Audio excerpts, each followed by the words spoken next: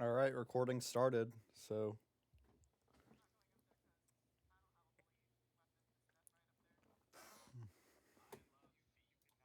you love feet? Who doesn't?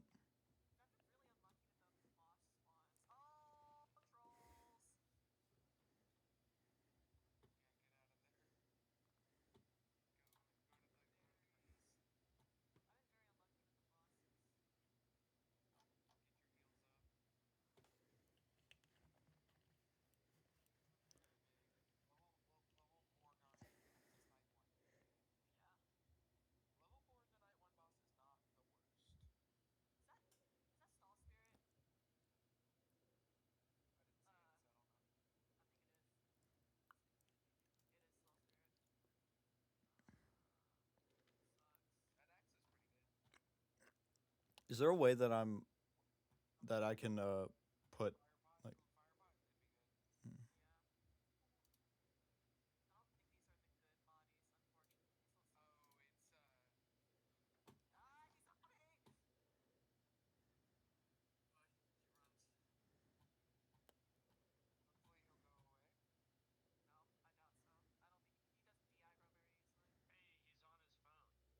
Hey,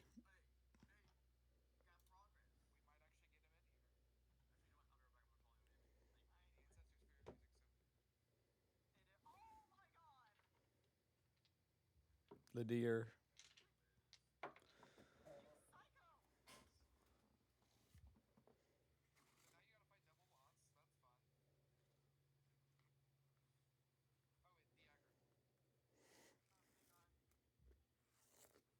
Charlie? Well, well.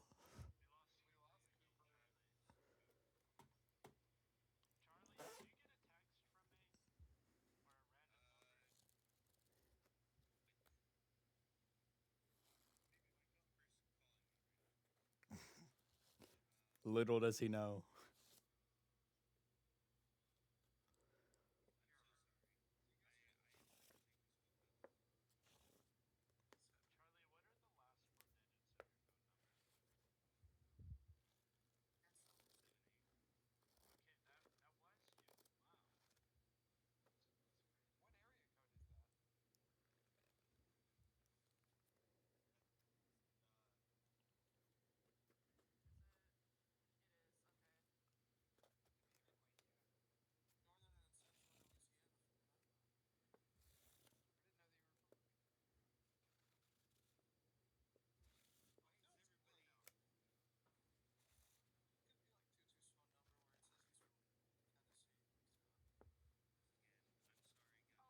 You're good, man. We haven't started yet, so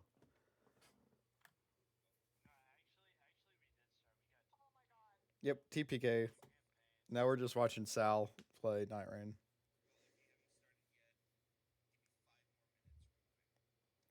You get 4 minutes and 30 seconds. I am recording this, by the way, so everyone who watches this.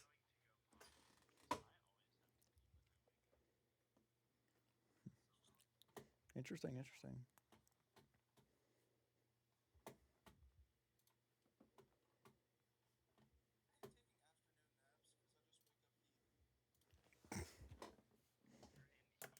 You wake up in heat?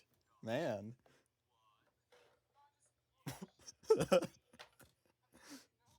Tisk, tisk, tisk.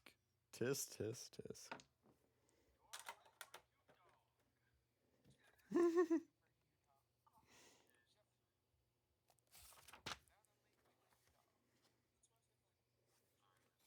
We are on session 45. What is 40? 45 out of 45.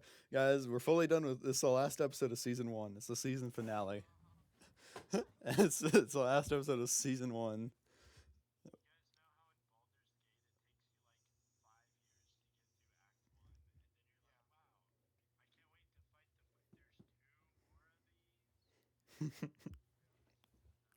Yep.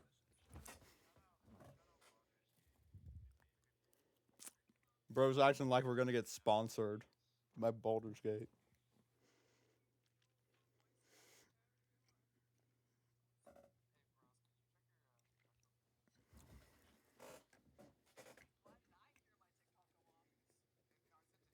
Why didn't I hear my TikTok go off? No, no. I said, why didn't I hear mine go off? Mm-mm-mm.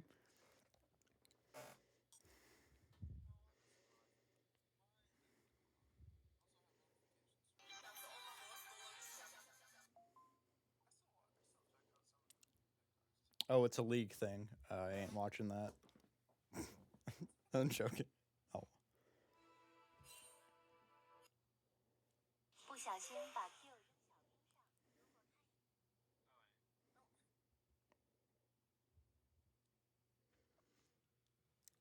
So, who do you think is going to be the first to die this session?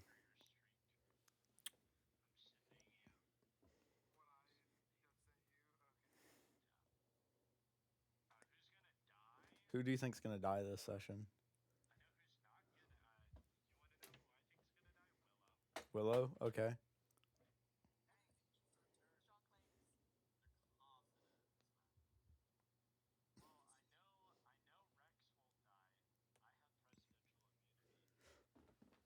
He's threatened me with something I cannot take the risk of actually being real. I.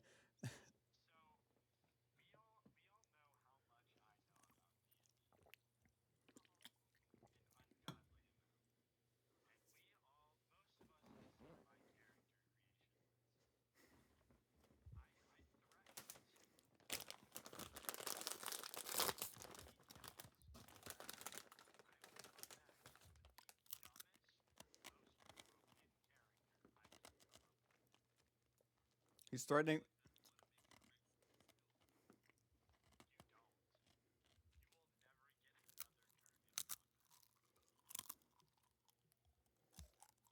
Mm.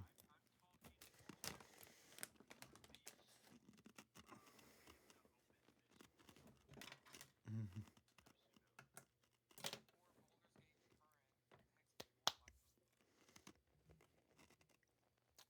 All right, all right. Everybody ready? Are you ready, kids?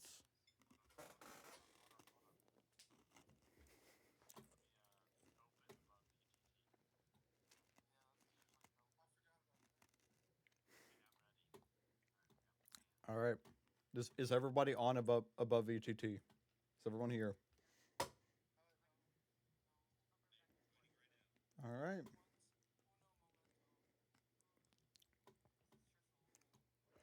All right. Let me set the music.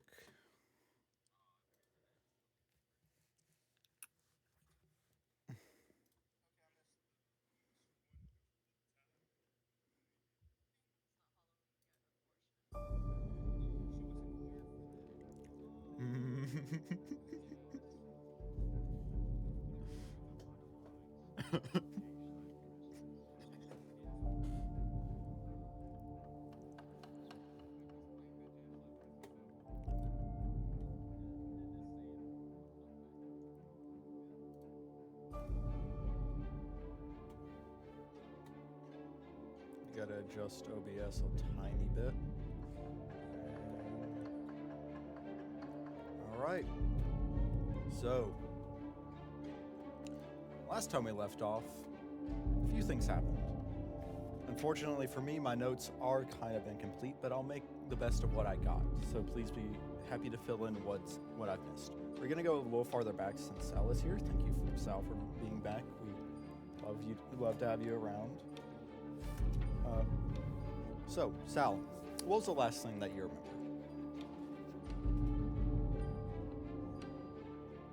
All right. Awesome.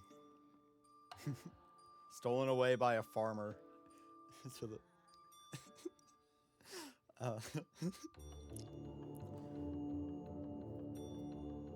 After a fight with a few bugmen, I forget the name because I suck at writing things down. On Craig, you guys picked up two new members of your party, one Rex and one Koto. A group, a duo, one with potions and one with whips. They have joined you on your trip because why not?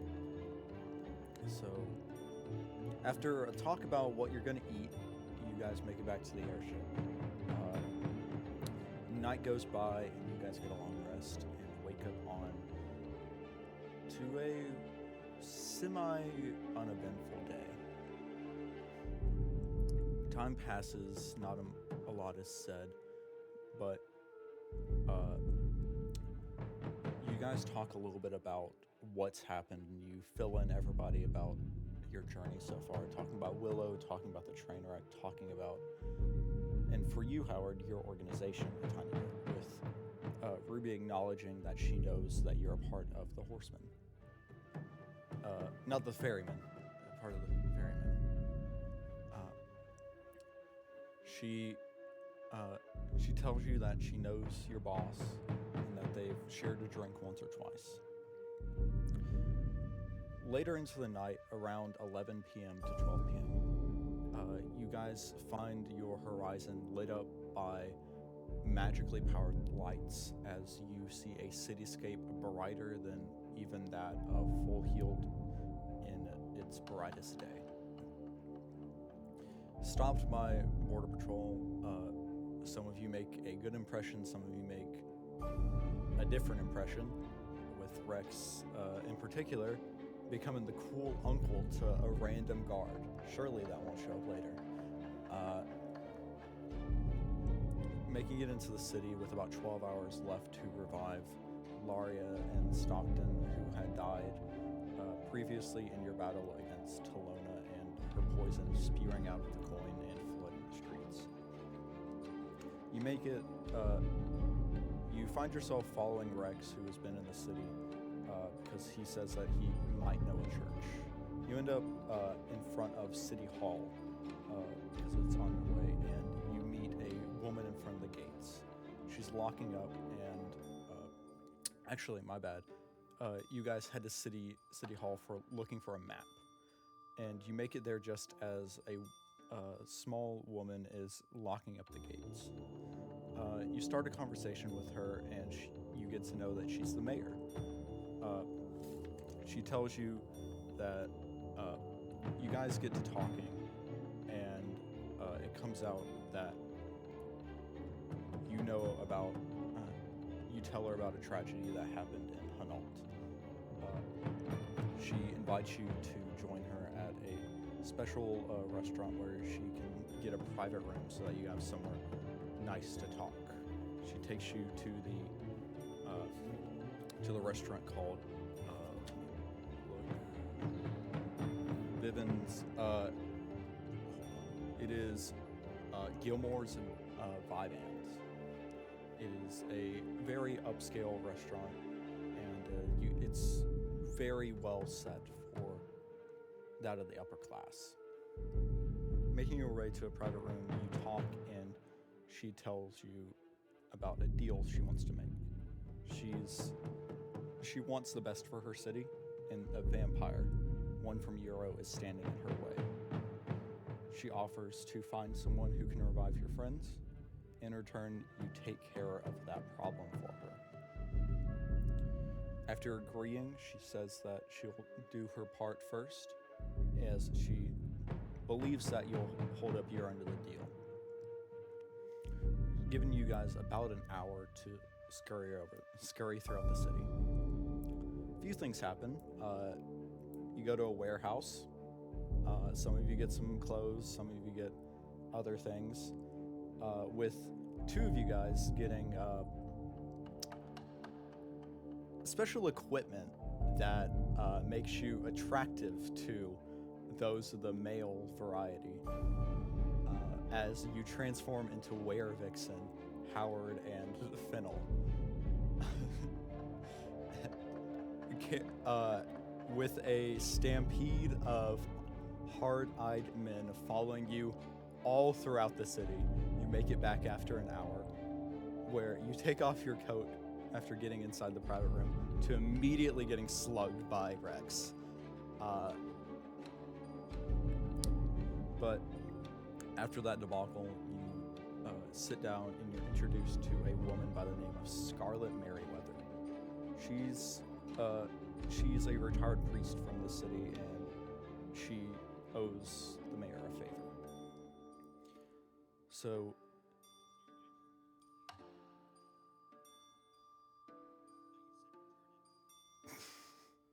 retired, retired. uh,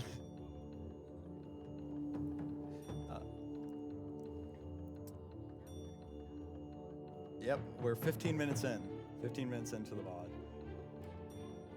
All right. The retired, you guys lead her to your airship, where Kat and Thalman are guarding the bodies. Laying them out on the kitchen table, she starts with Stockton and then goes to Laria, succeeding on both in bringing them back from the brink of death to live among the living once again. After reviving them, you guys enjoy the solace of sleep and wake up to a bright morning with a time to meet the mayor being around 12 o'clock. So you guys split up to gather supplies and to survey the city. One party of yours, Rex and Fennel, make their way out to go get some rations for their journey, because they know that the journey to Euro is one that is going to take a little more than you got in the pantry. Stopping by a few places, you get some jerky, learn about a vampire wedding happening, where the butcher's daughter, Mikola, is getting married to a vampire named Emmeline White. He didn't tell you when the wedding is, he just told you that the wedding is happening soon. During this time, you realize that you're being tracked, as for the more magically gifted of you, Fennel, you're able to tell that there's a beam of magic traced on your and Rex's location. Not thinking too much of it, just being aware of it, you tell Rex and you make your way to a bakery where you buy some hardtack and get a really good sale on it. Buying how much hardtack?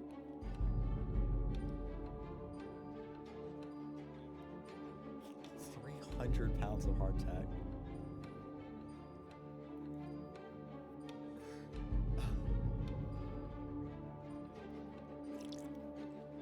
She be creeping on my base.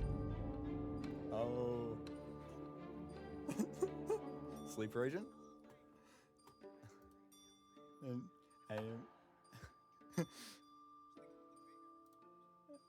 Michelob Ultra?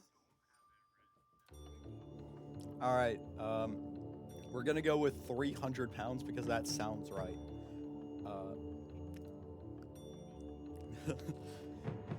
Having 300 pounds and a bag of holding. Not magical, it's just a bag that you hold.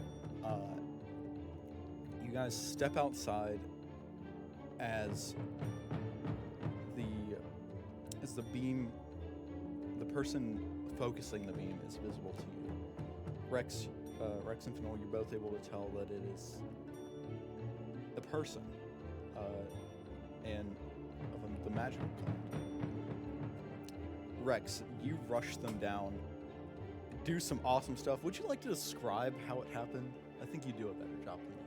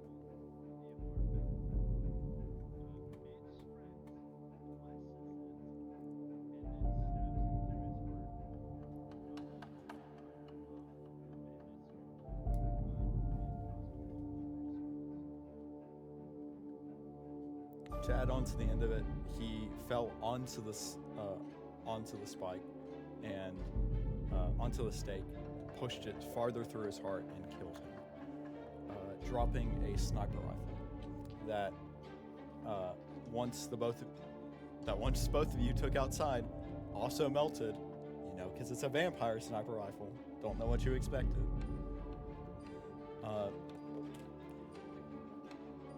Going over to another, I don't remember if anything else happened after that. That's just the main part stuck in my mind. After that, you guys made your way.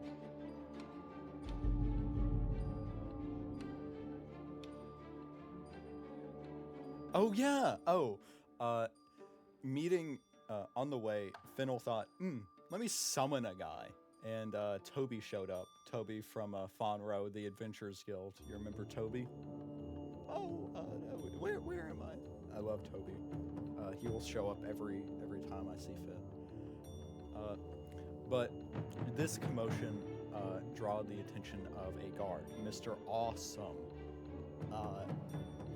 And that's spelled AWHSUM. So, hearing the commotion, he came over, and he was a pretty cool guy. Fennel, you decided next person, you saved this guy into your arsenal, kind of like a Skylander's trap team crystal. You saved him into your Skylander's trap team crystal, so you can summon him whenever you like. I will say he does have a 25 in strength and a -10. This is the actual thing. -10 in intelligence. So don't worry about it. It's fine. He's fine. He just doesn't know how to breathe. Going over to another group, Yusuf and Howard and Fickle.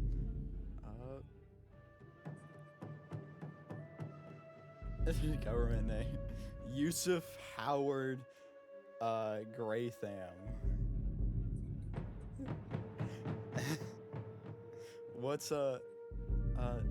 I'm going to be completely honest. I stopped taking notes after this port, so I got nothing.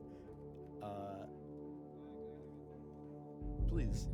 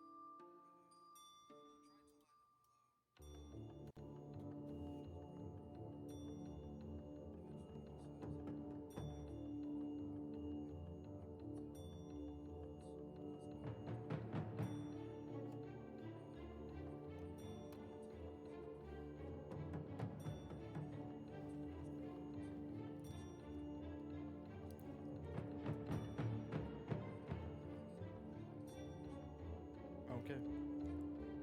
Thank you, Yusuf. The gold coins laid out have the faces of all the members of the party, with 7 coins in total and 2 of them marked out. 6 coins in total and 2 of them are marked out, with the 2 being marked out. And those of you that get a good look later on, you can tell are Callum Sparkshower and Jacko D. Lantern, with both of them having knife marks cut through them, engraved into them. Fickle, you during this time you were just working away, weren't you? You made a few things. What'd you make?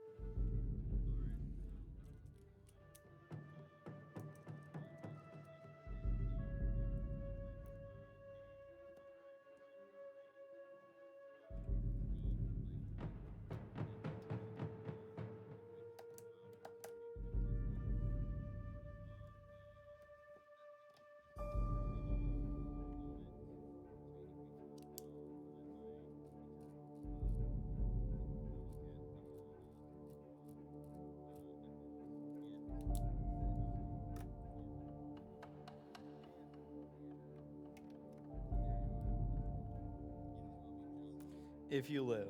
With the scenario, Emben, you spend a little bit of time on the ship. You get to talking with Laria, and a bit of a somber end with neither of you, with Laria walking away a little saddened. You all make your way to the bar, where you all meet in the room where you can see that Ruby, the mayor, I forgot her name. Did I give her a name? I should have given her.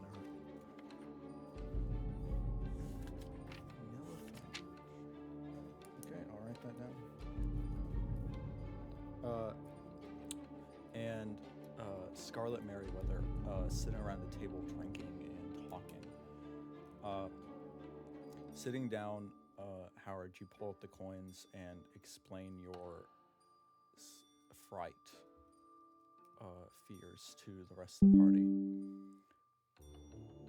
As some conversations go by, and Scarlet rips her face, the skin of her face off like it's wax or plastic, and to reveal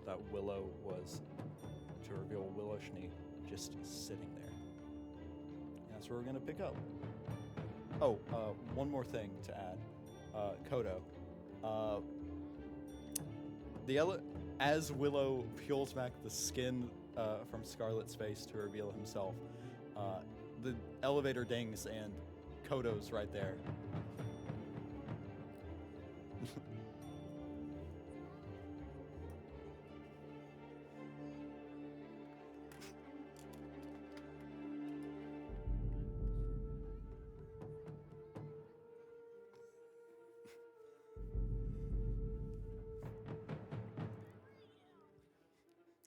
Willow's gonna speak up. You know that guy?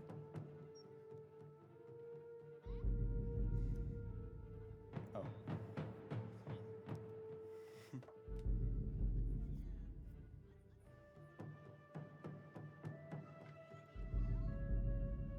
Oh, I do need help.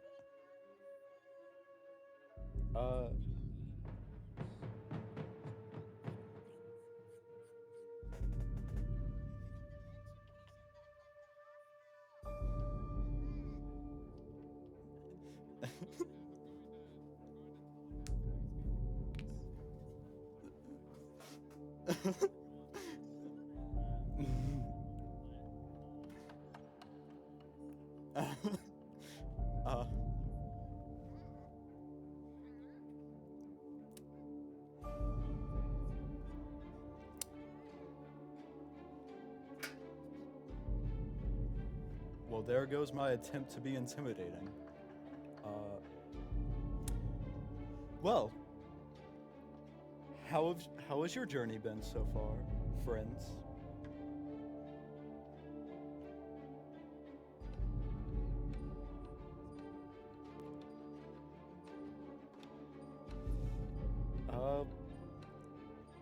You know, I shouldn't be calling you a friend. I don't see of you that way, and that's just disingenuous of me. I see you as a nuisance, but I am here not of my own will.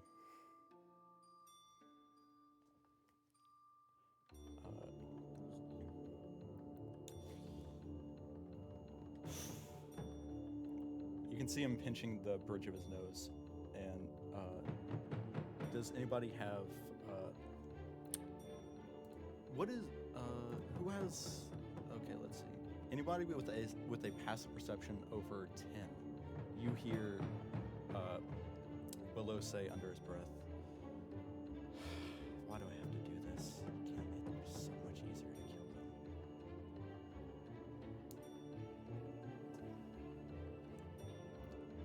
He sits up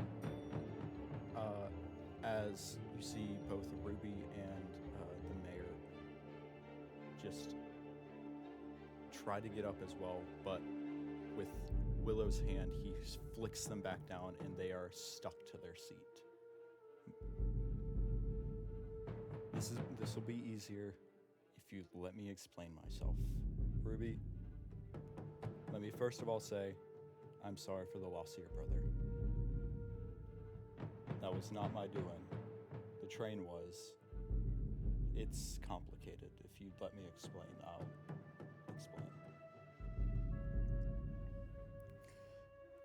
Let me first say, I'm very impressed with you.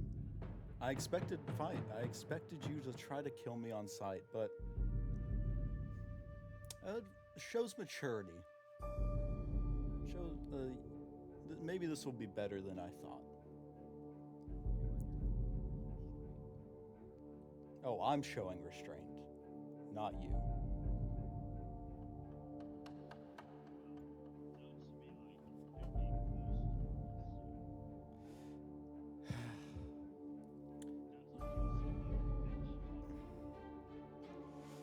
You see him snort a little bit. It's unfortunately the way it is. And you see he turns around and pulls up the hair from behind his neck, and you can see the engraving of a seal that is glowing both purple, green, and white. If someone would like to give me a history check or a arcana check, or religion check. No, religion. Give me religion or history. Okay. Someone is welcome to help if they would like. With religion.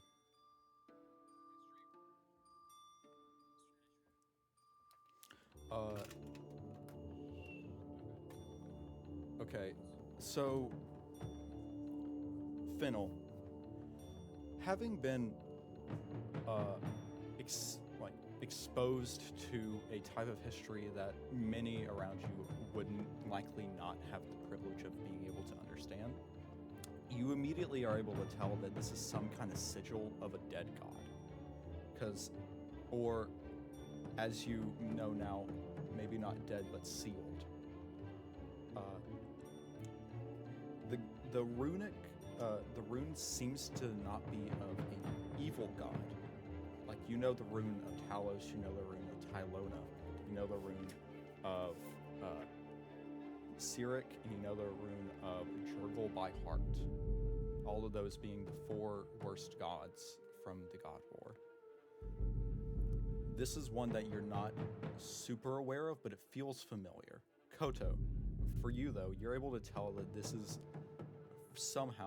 the rune of the Mother of Mysteries, also known as Mystra. You know Mystra is or was one of the most powerful gods, but you don't know more than that because you weren't here. You haven't been around this world's culture and mythology long enough to know more than that. Willow puts his hair back down and turns around. Ruby, we made a mistake when we made the MSD. What do you mean? I thought it was perfect. That's the reason you tried to kill us in order to stop it from getting out. Well, I'll get there, but I wasn't under my own will when I committed that act against you. And thanks to Mystra, I am fully in control again. So, yeah. The MSD is less of a mana siphoning device and more of a beacon to a being that can make mana. It serves, or is serving currently, as the holding device of the goddess Mystra. And she is using me as her avatar. And it's a whole ordeal. We both benefit from this situation. I benefit less than her, it would seem, thanks to this.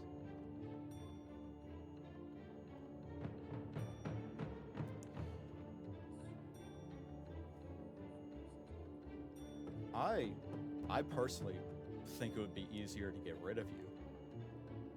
The less pieces on the chessboard, the less likely one's going to be in the place you want to move to. If you catch my drift. I've been trying to use that. Mistra uses slang like that a lot, and it's rubbing off on me. I hate it.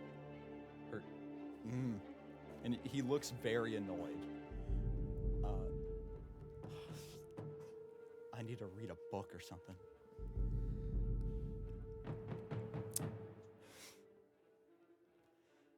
Mistra, she won't let me kill you.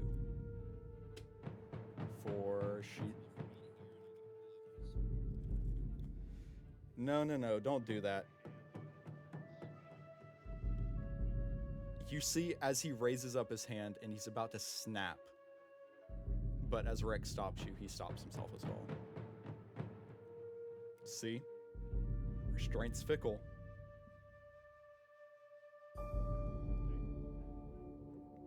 Fickle?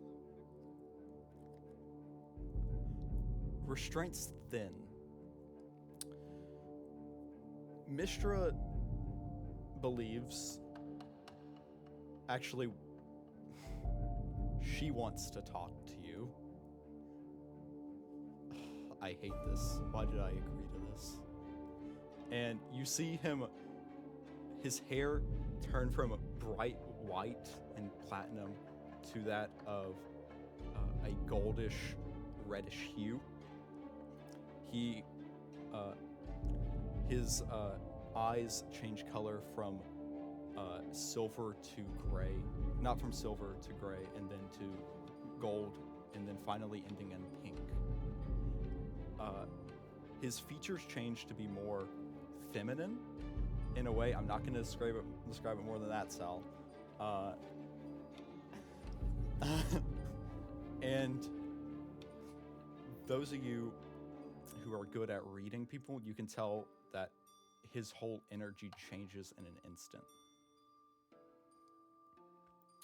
Woo! It's good to be out of that soul bond. Sorry about Willie. Willie's a little uptight. He needs to learn how to relax. Oh, but hey. Oh, hell nah. He wouldn't be dead speaking like this. He's too proper. Allow me to introduce myself. My name is Mistra. I'm the goddess of all magic. And, she points at you, Fennel. You've got a god living in you. So, Willie is right. It would probably be more beneficial in the long run if I just had him kill you here. But, you know, war's coming and you need all the allies you can get. So, I'm just asking blatantly, let's just get all the cards on the table. I'm looking for some peace in the moment, okay? There's bigger fish to fry at this hodunk. But let me, any questions? First of all, any questions? Let's get these questions out of the way before I continue.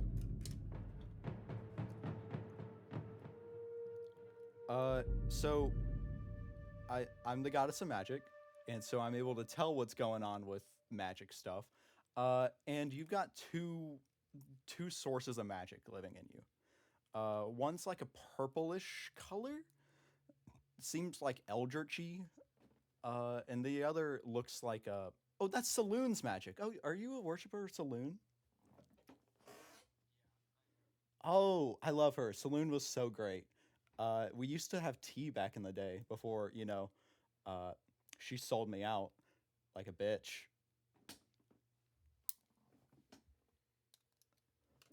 That's a lie. It was a lot of different things, but, you know, she didn't help whenever I did get sold out, so I'm counting her like that. But I believe that there's a god living in you. Then again, I could be wrong. I'm at like 1/10 of a tenth of my full strength, so 1%. I'm the goddess of magic, not the goddess of math, okay? Uh,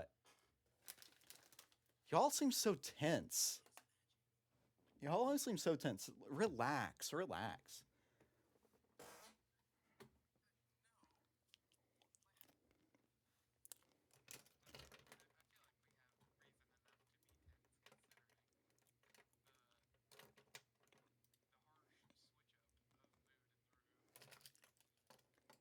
Mm.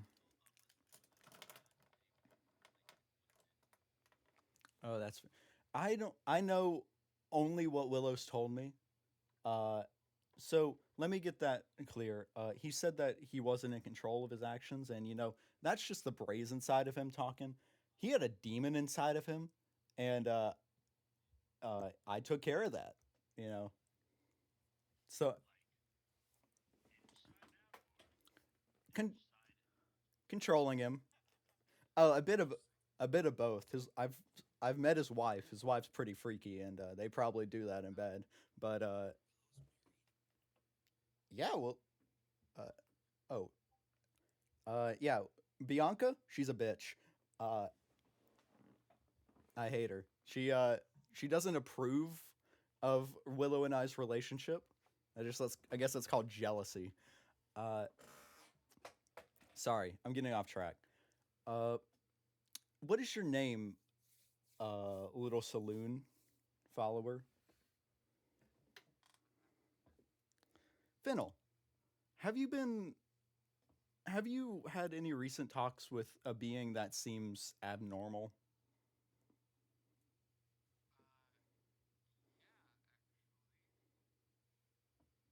Oh,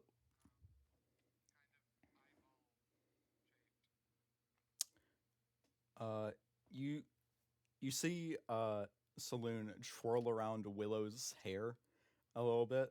Hmm. So there's two options. One of them is bad. One of them's okay. The question I have for you is, why did you let this being into you?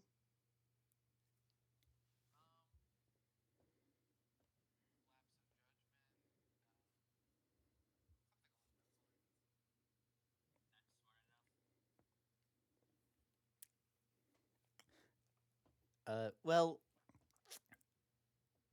it should be fine. Just make sure if they ask you for more than you're comfortable with, you shoot them on sight. Because you either got the god of trickery in you or the god of abnormalities inside of you. And the god of abnormalities, pretty chill guy, sucks at basketball. Uh, don't ask how I know that. Uh, actually, do. I'd love to tell the story.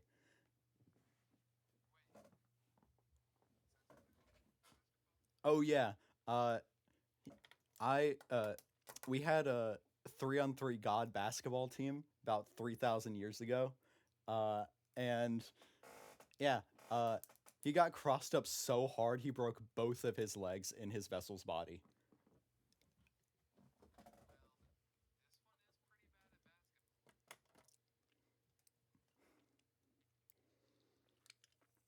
I'm so sorry for your future.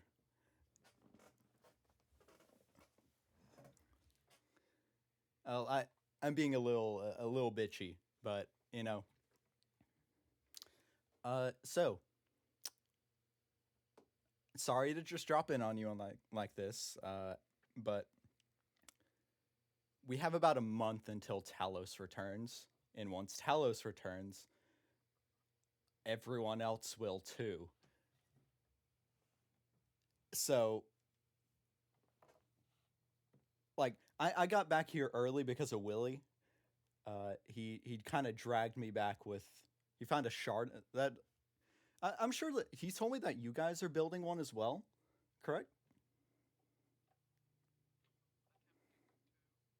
Yeah.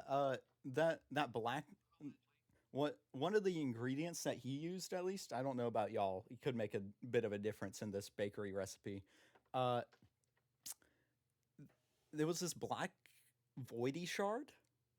Uh, it's really weird, especially from my angle, because it's a magic that doesn't exist in this world.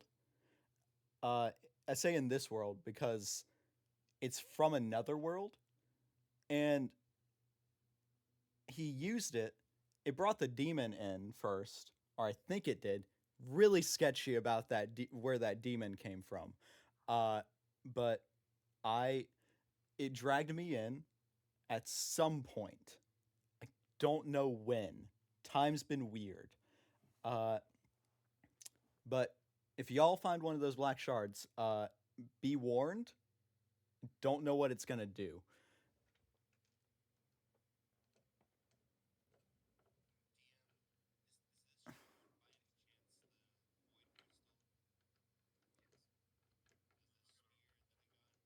Yeah, it's not even history. The way that she's describing it, it's exactly that crystal that you have.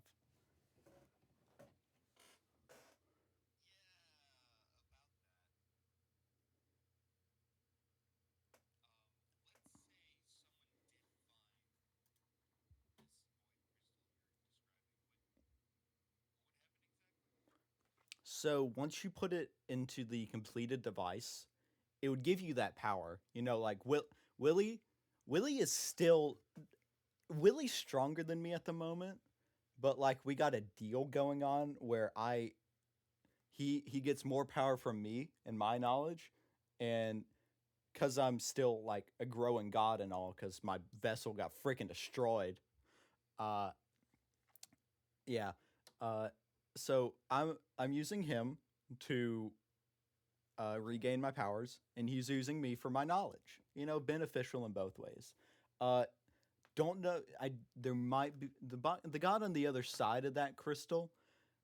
It's either a god, a demon, or something else entirely, and you don't want to find out what that third option is. Uh, but yeah, uh, continue with your plans. I'm sorry if I soured them or anything. Uh, ooh, Willie wants to talk. Any questions before I go?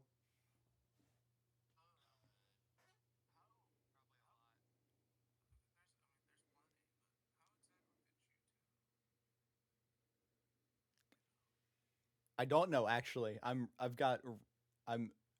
actually really bad at human communications.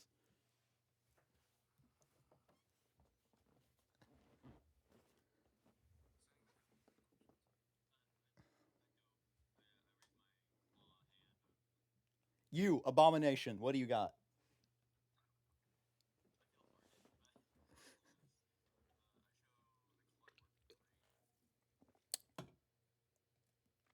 Her eyes narrow in on it, and she's gonna rush you down.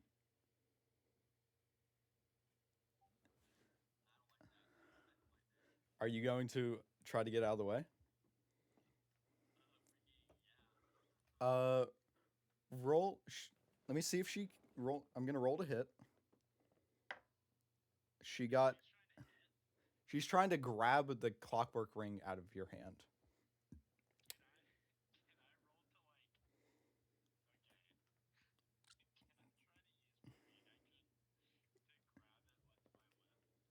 Sure. She got a 31 to grab.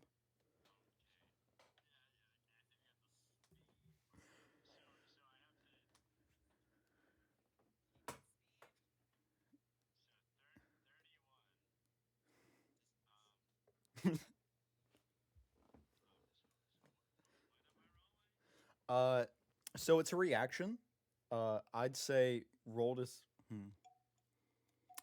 to see if you can grab it faster than what would that be? Let's do sleight of hand. Okay.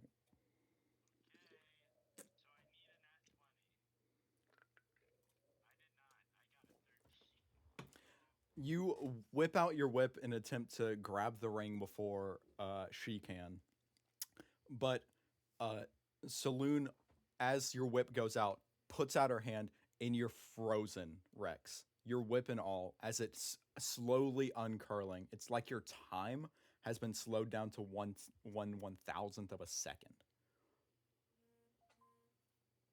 You can all see Rex slowly moving as uh, Mistra rushes you down, Fickle, and attempts to grab the ring from your hand.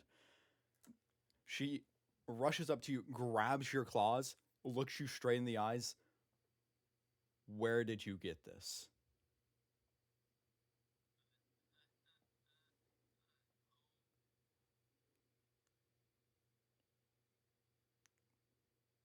Are you aware of this ring's power?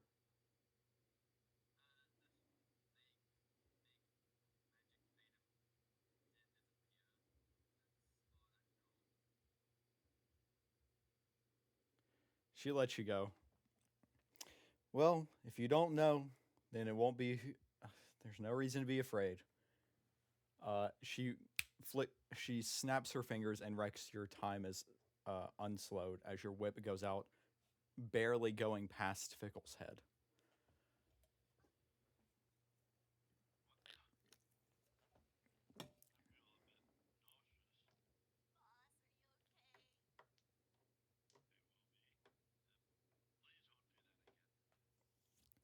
Uh, don't make me do that again. Uh, but I know this is all a shock to you. Also, Ruby, I'd I'd I'd watch your back. Bianca freaking hates you, dog. Uh, she she like she's got a board with your face on it, and she's got some knives through it. I ain't freaking kidding. Uh, so yeah. You got a you got someone who hates you a lot. Just thought I'd tell you, sister to sister. All reminder: this is coming out of a body that looks exactly like Willow, because it is Willow.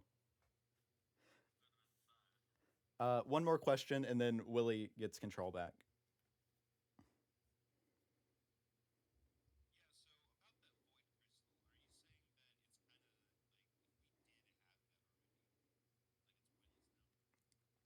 Well, it ain't pointless. It's still like it's the anchor hold of a god, so you can summon a god with it, or you can use it to give yourself godlike powers, like Willie's doing. It's still a very powerful artifact. It's just there's there's some dangers that come with using void tech.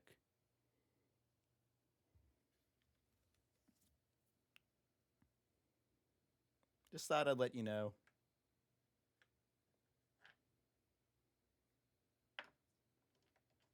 Out of character. I'm assuming this is not what you expected.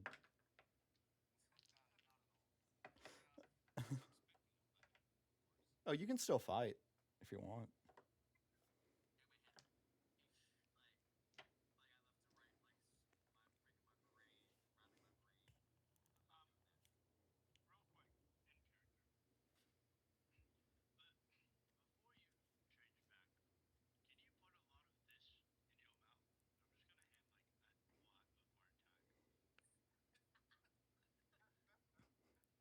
What'd you say your name was? What'd you say your guys' names was? All right, Rex. You face the consequences of this, not me. And you see her lean her head back and stuff it in like trying to step on a suitcase. It's like,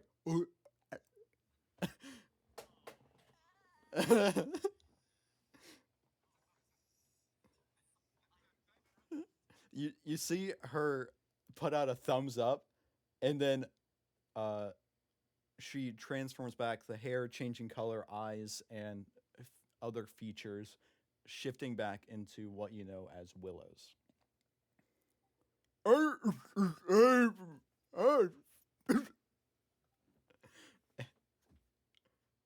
He looks around. He's looking around angrily as he's trying to get this hardtack out of his mouth, but it's like lodged in there.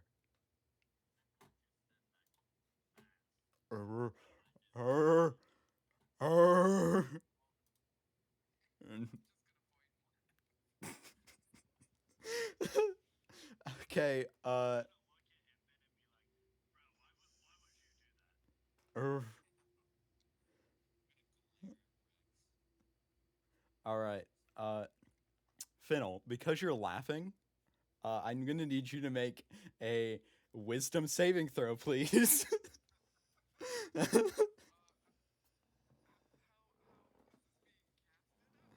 Yeah, it's being casted at you. Uh, tell this is a spell that does not require a uh, verbal component.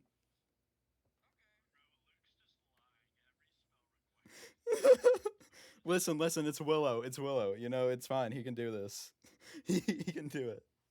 It's a cantrip, guys. And 18 does pass. You're you you feel a slight what can only be described as a breeze through your mind as nothing happens. He's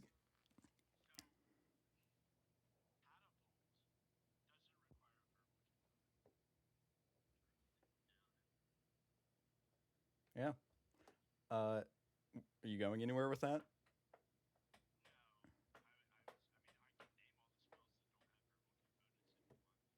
No, we're fine. 13. Uh,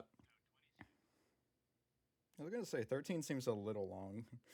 Uh, a little short. I mean, Willow. Willow at this point just starts grabbing hardtack and pulling it out of his mouth, with it breaking in the process like just crackers. Uh, he pulls it all out and spits it out. I hate this agreement. Why did I agree to let Mister use my body?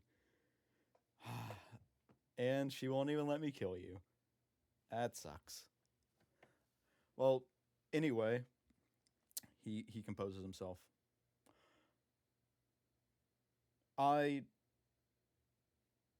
did Mistro tell you about why we are here?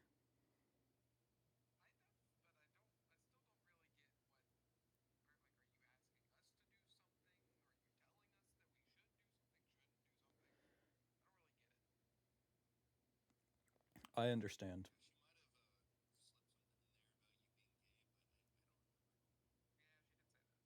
Uh, yeah, I we let we got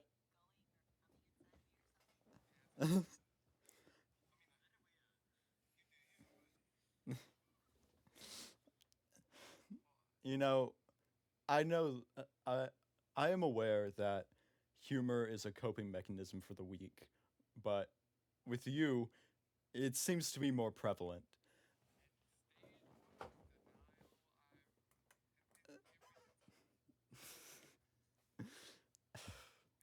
You're you're lucky that God inside of you is protecting you.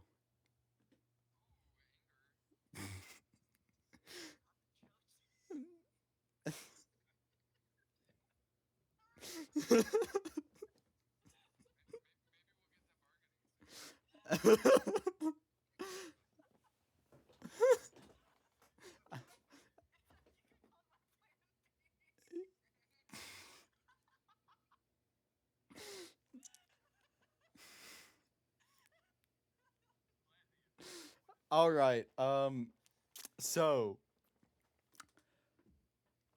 Willow's going to like pinch the top of his nose. It's like dealing with children. Uh, she mentioned I was possessed by a demonic entity. Yes. Uh, I'm still uncertain how that happened, but it is true. And during the time that Ross, I see you on Grapples Galore. Okay. Uh,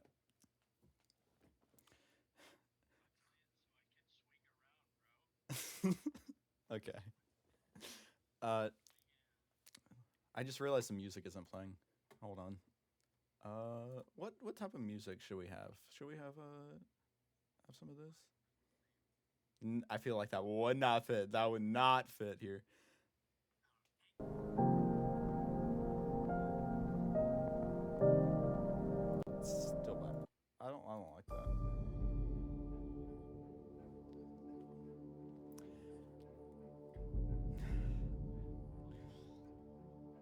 The demonic entity inside of me was in control of me when I orchestrated the attack on the Luxtride Express.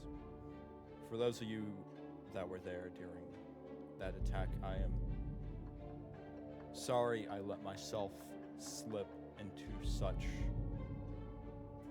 a situation.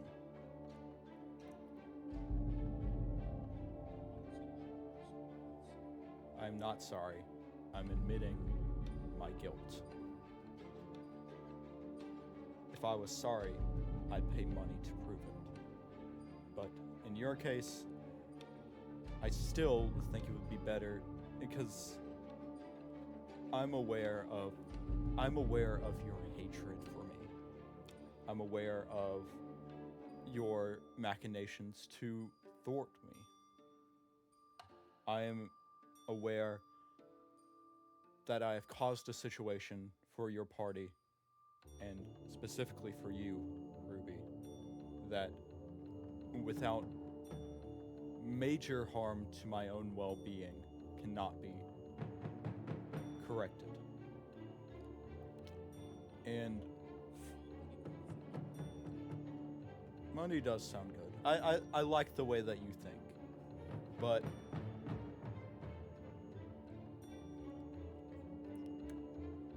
it would be better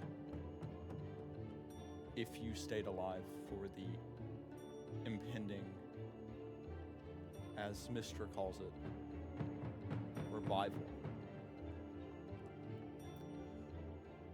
Something happened roughly a week ago that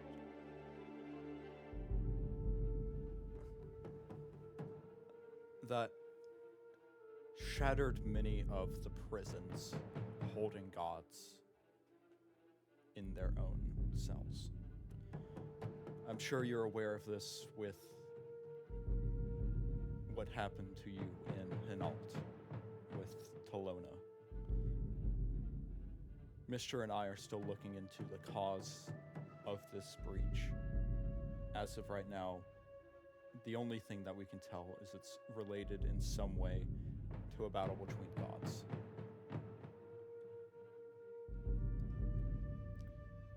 I believe we are unsure which ones.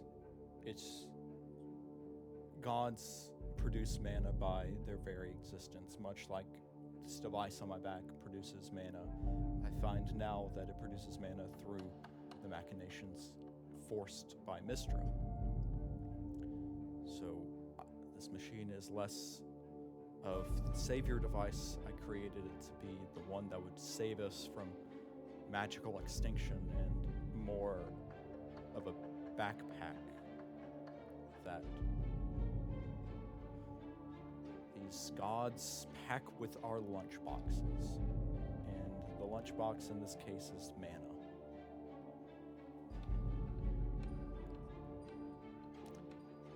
I do not wish for your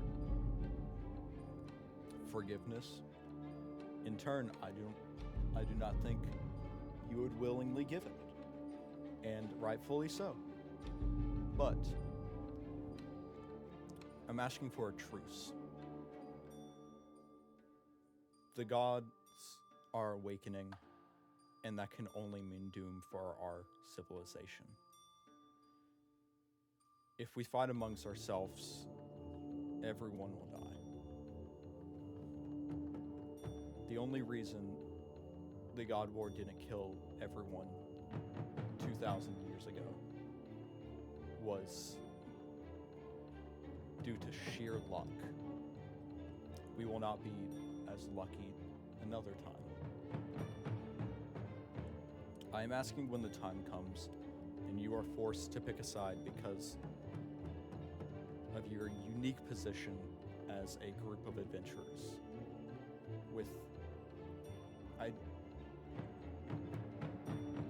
I recommend you choose the right side. Or I recommend you choose no side at all and cower away in holes where you rats can stay as minute and worthless as you are.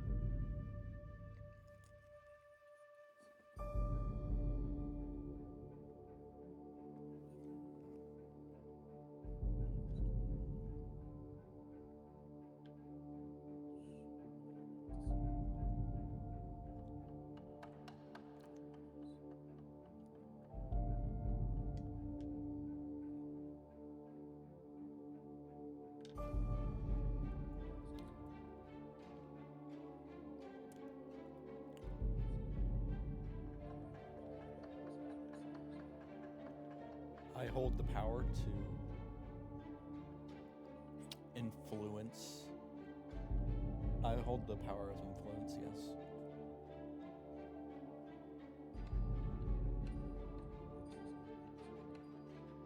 They will, but they don't. Not as far as I've allowed to be known.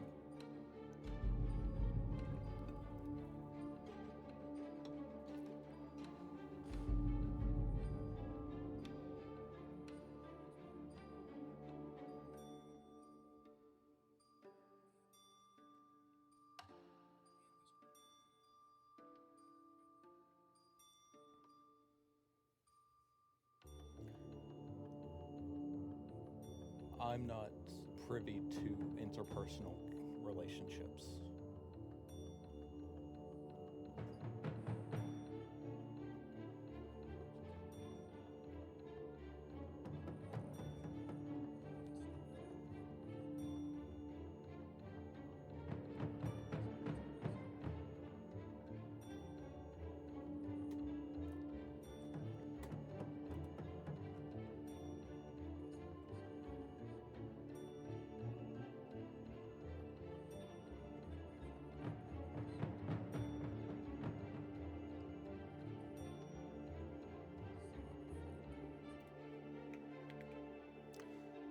Unfortunately for you, your unique position provided you stay with your organization, will probably not allow you to make a decision that allows you to preserve your own safety.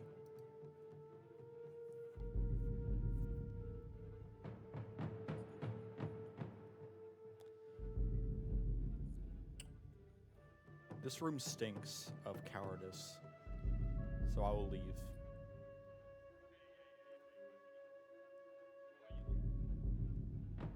You shoved hardtack in my mouth. I will listen shortly and with little patience.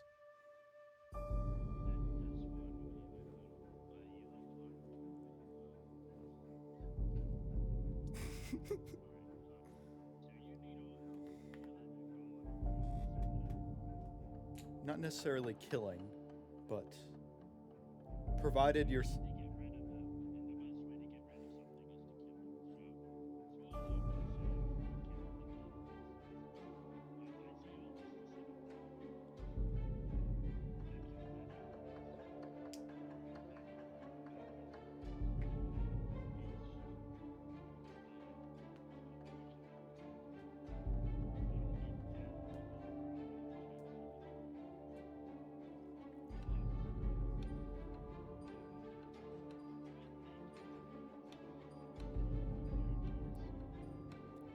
I saw, but I assumed that was a fashionable design choice.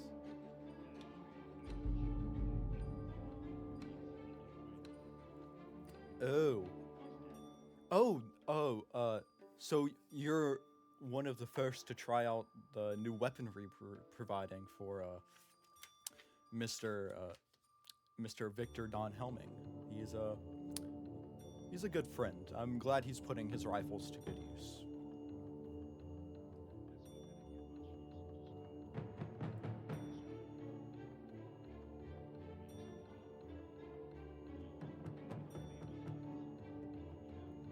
no. And he disappears. He's gone. He has disappeared. Sure, he's gone. He, like, as soon as he says no, he teleports away.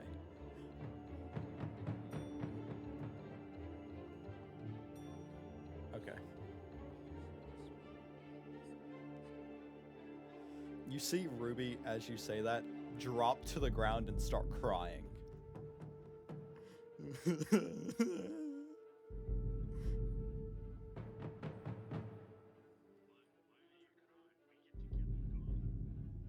We get to fight the gods. That's the bad thing.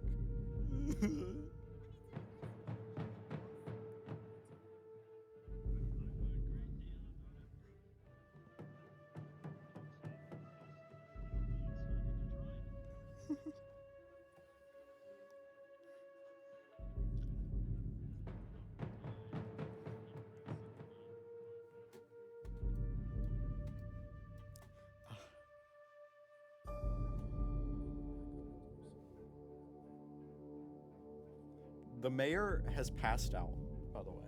She is fully out.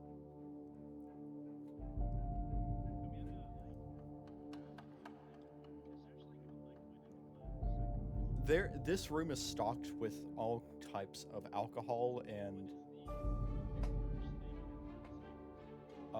vodka.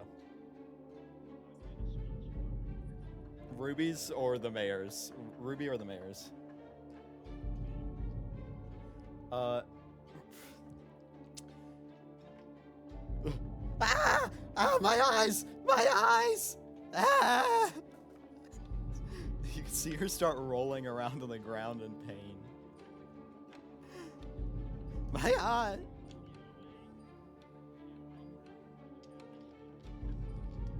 I'm off duty today. I took the day off.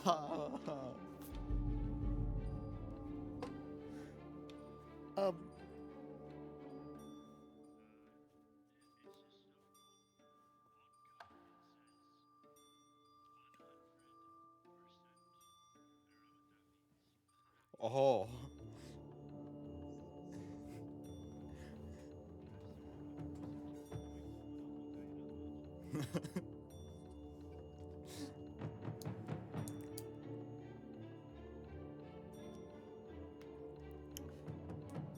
Ruby's gonna speak up.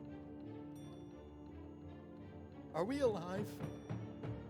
What? What happened?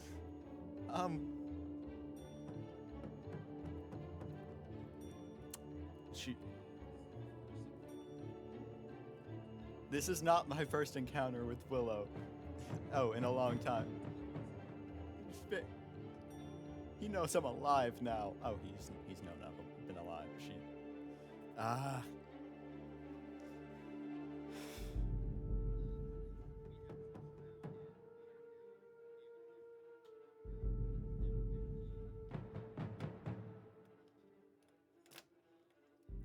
I don't believe the demon possession thing.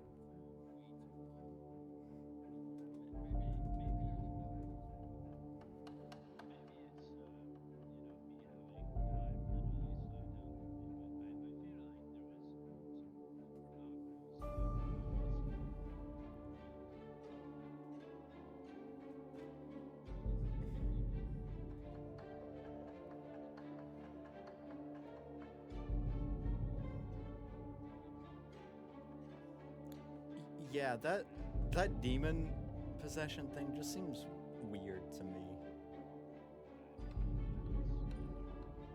Well, no, the thing is, I gave Willow a pendant for him and his wife's 2nd anniversary that protected against spirit possession.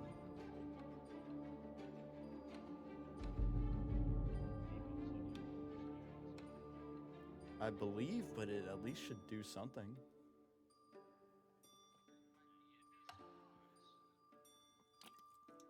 You're the expert, not me.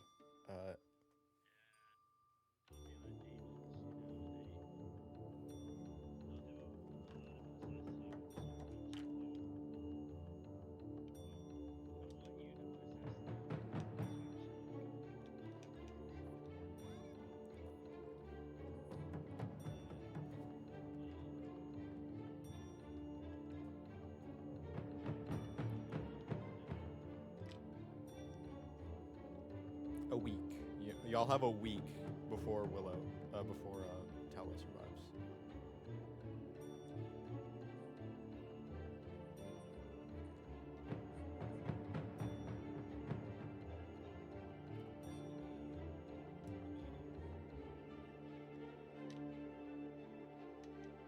I'm alive. My eyes are just burning.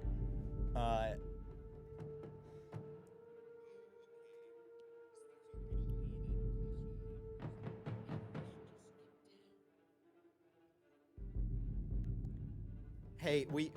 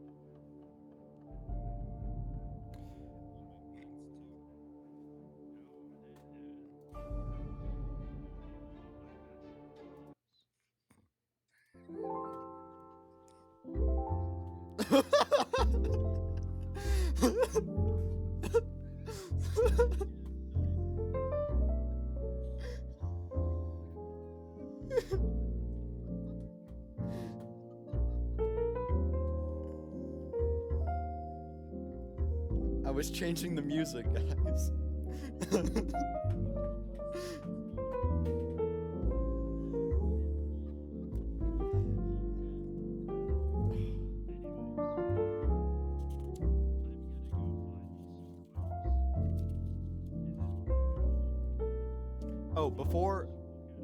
Oh, you're welcome to, but before you do that, I need everyone to make an anxiety check for me, please.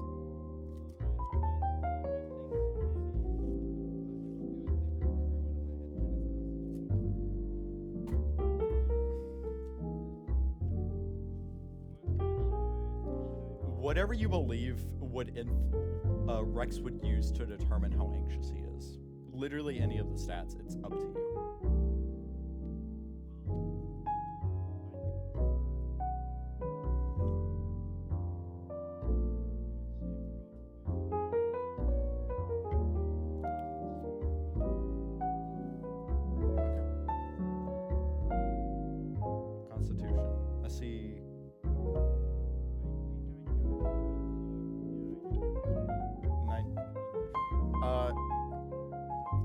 So, this is just for y'all's sake. Keep this in mind for as you go along.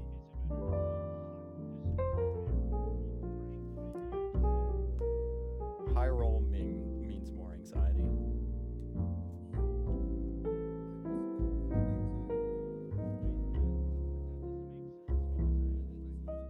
Oh, right, yeah. Subtract your bonus, guys.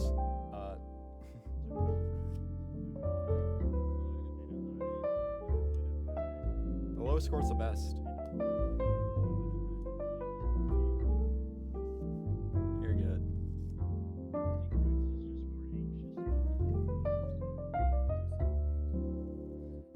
It's stupid. Just roll con and then we can do this during the break.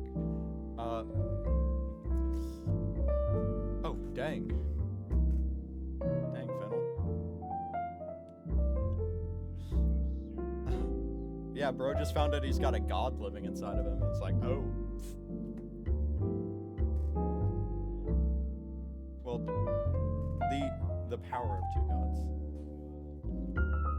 Koto couldn't care less, guys. Koto's like, wow, that was pretty cool.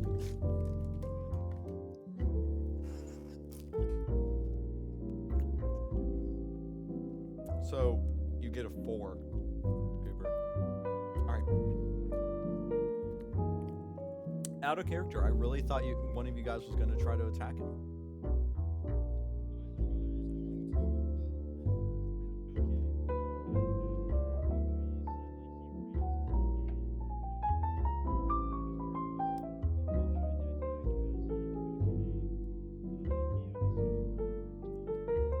Almost is an understatement.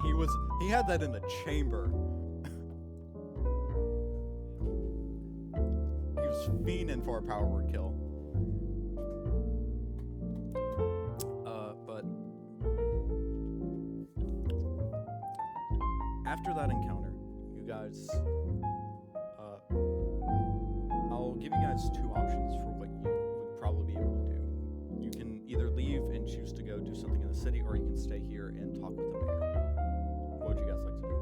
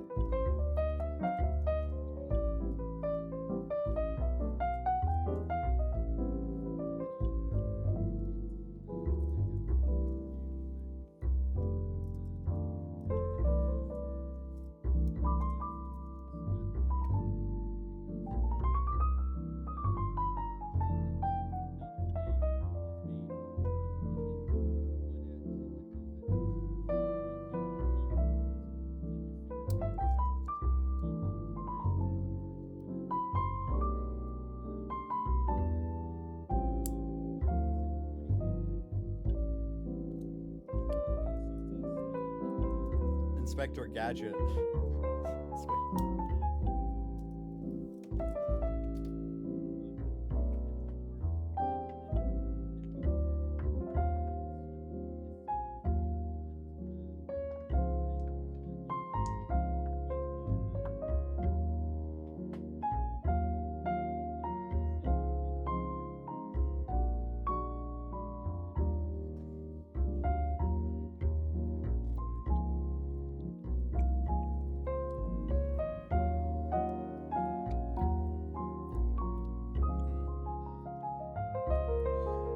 Say that you could use one of your 3rd level spells to make it gain. Like, do you have a spell that?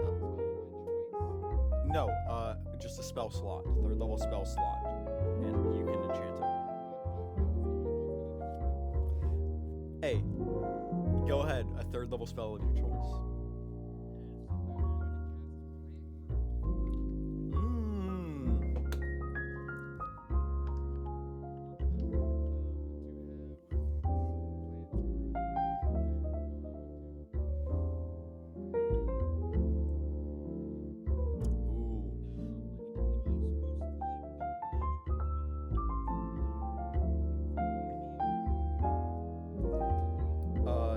Imbin,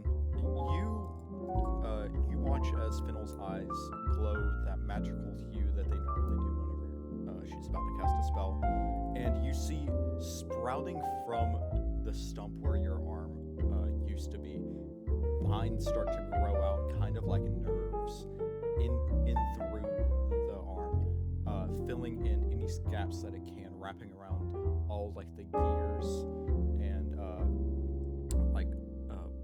wrapping around everything that it can in order to fill it out, kind of like muscles. And you feel after a short piercing pain, kind of like a needle being stabbed into you.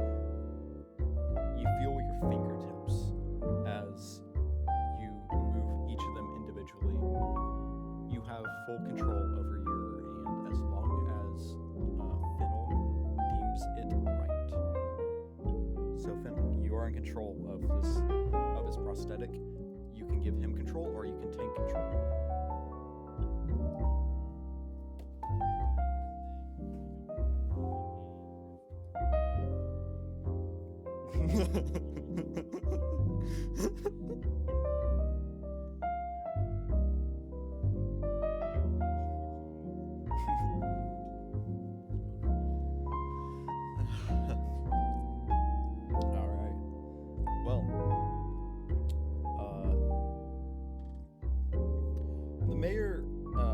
Seeing this, and y'all watch as she downs like a beer mug's worth of tequila.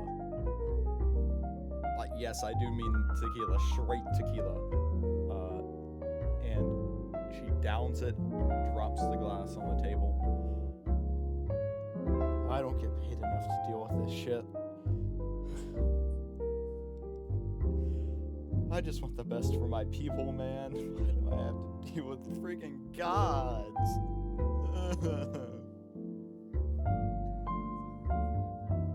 Yet you let one live inside of you for some reason.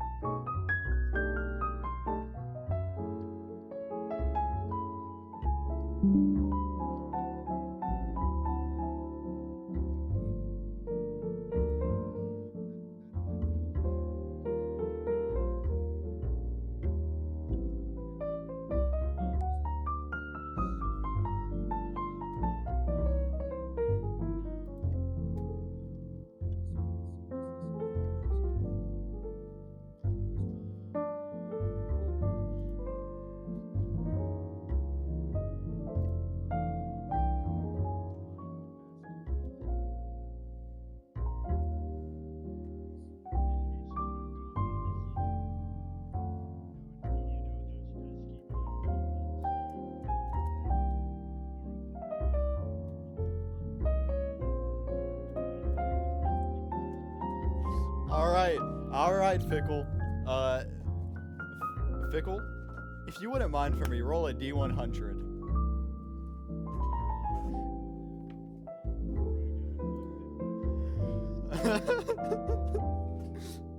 If you get a 100, the Mind Goblin appears.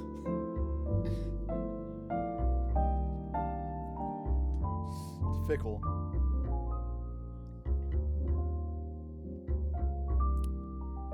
Nothing happens, as far as you're aware. As far as you're aware.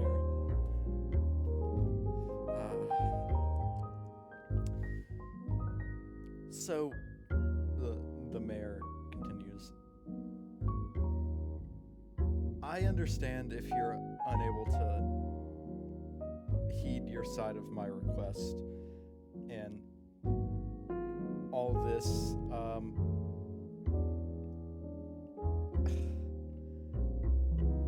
Do you believe what they said? How do you know we're not being tricked? Also, what happened to my friend? Do you know what happened to Scarlet?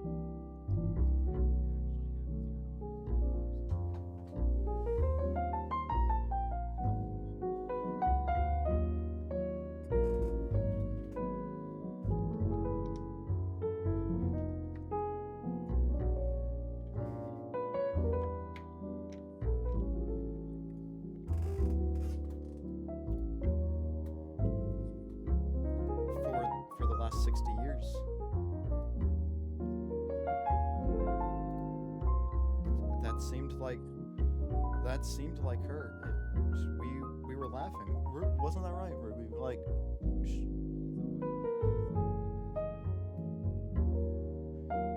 but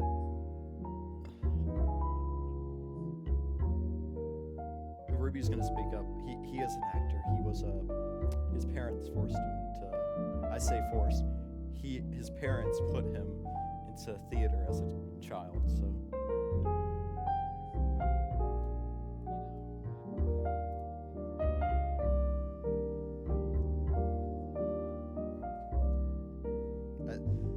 Before the train incident, his parents and I used to go out for tea and snacks every like 2 months or so. They're pretty nice people. His dad's a banker. Oh yeah, they're still alive. I don't understand how such a man as Willow, dare I say man, came from them. Like, they're the most genuine people in my life. They're basically my mom and dad after they passed. They made me soup when I was sick.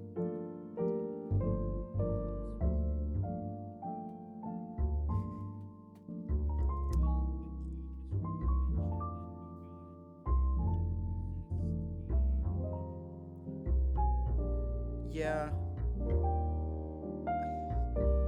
Something about that seems off to me, but if that really is Mistra, the goddess of magic,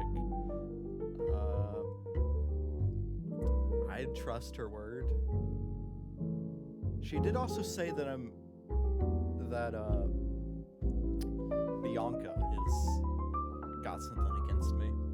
I don't know what I did, but she was always pretty bitchy.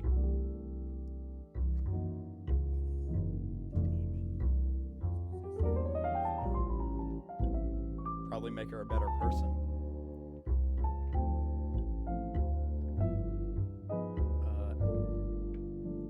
But who knows? What are we gonna do now? I will follow you wherever y'all want to go. I don't know what I'm gonna do now. Are we still trying to kill Willow? If he was really possessed by a demon when he tried to kill us, maybe he was also a demon when he took advantage of my death. Maybe it wasn't actually him.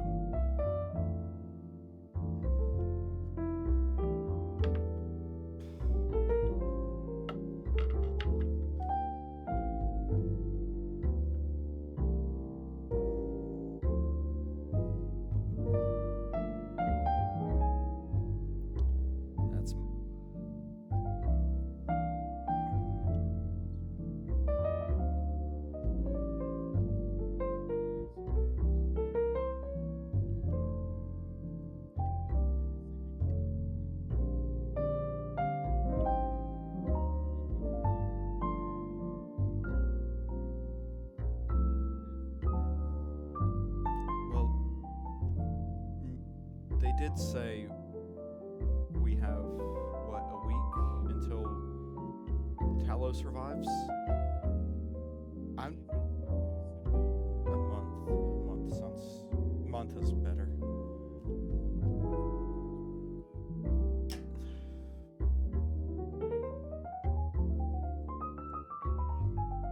A lot can happen in a month.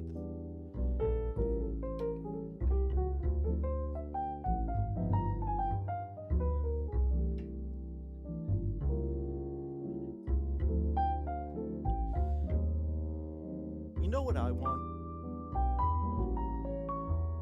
I want to just have a day to relax. Like yesterday, I revived someone I see as like an uncle figure to me from the dead. A week before that, I watched thousands of people die by a being I can't even understand. as well as watch a person I considered a friend dust away. Like, I'm not built for this. I'm built for corporate espionage, just double speak, stuff like that. Like, why me? Why us?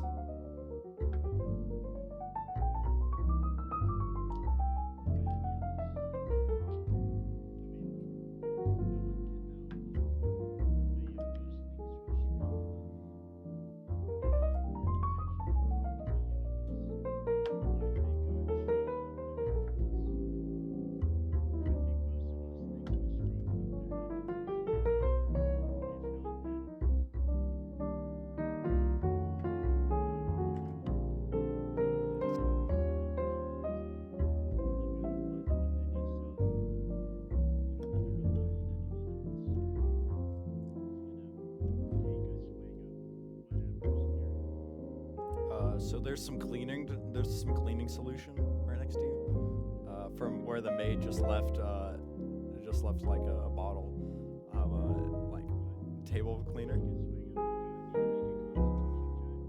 Yeah, Constitution saving throw, my man.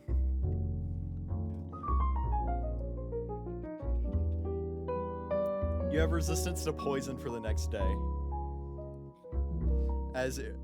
As your system is cleaned out.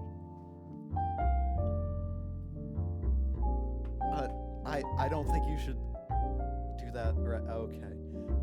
What has Koto been feeding you?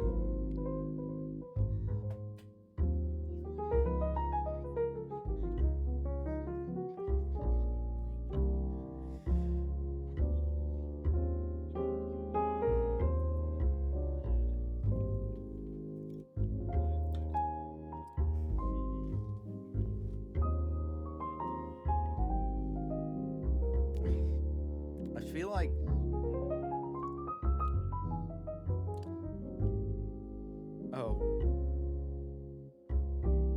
I don't know why, but where's Kat? Is she on ship? Sorry, my brain's all scrambled.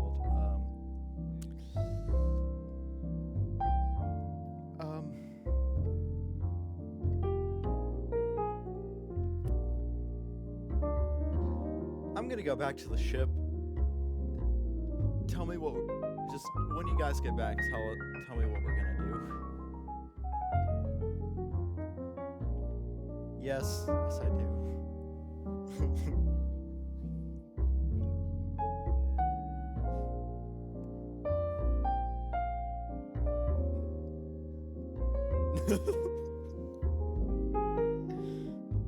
Ruby goes up to you and just hugs you, Koto. You're so fluffy.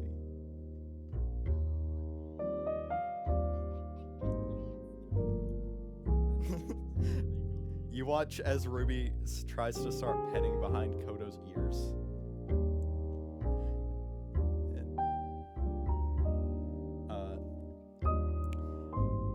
I'm going back to the ship.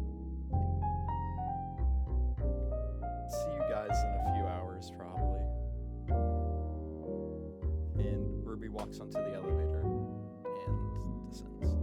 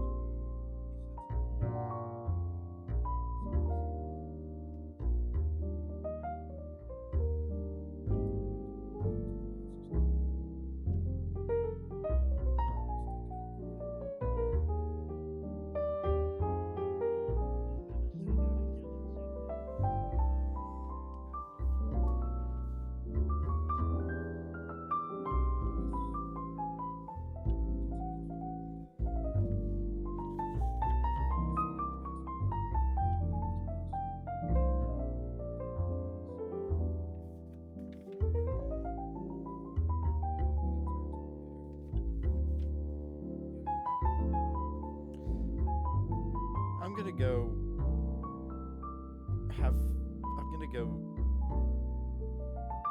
speak with my husband. I think I have. Actually, no. I'm gonna go to the Church of Ilmater. I need to see if Scarlet's there. If she's not at home, she'd be there. And if she's not there, I'm gonna go pray. Got a lot to think about.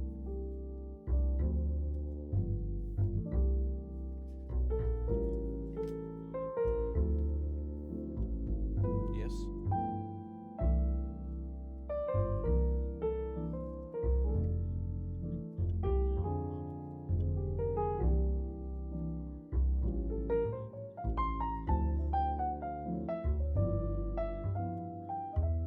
Oh, the monorail.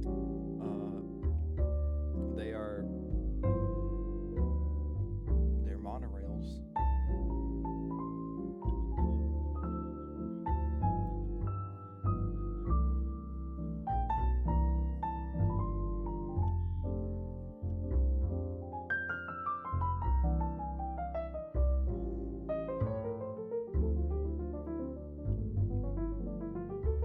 If you want, give it a try. Just, if you get arrested, it's your own fault.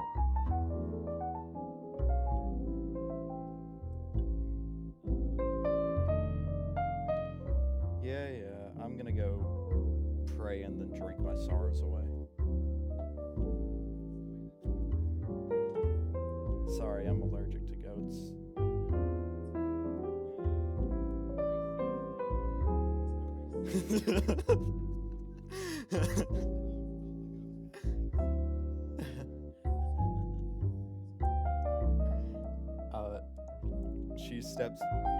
She walks by with a very pungent smell of alcohol under her breath, steps into the elevator, and you can see her miss the button on the elevator twice before hitting it.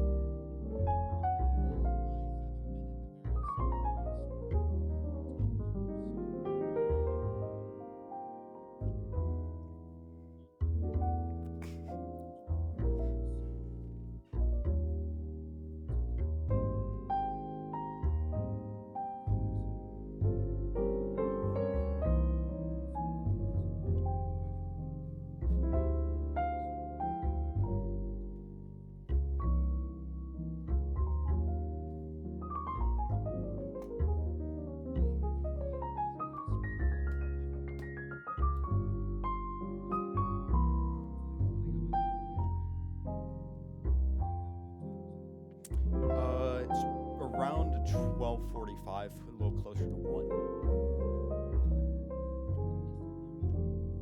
No. It's around 1 p.m. Y'all met at 12 p.m. It's been about an hour since y'all met.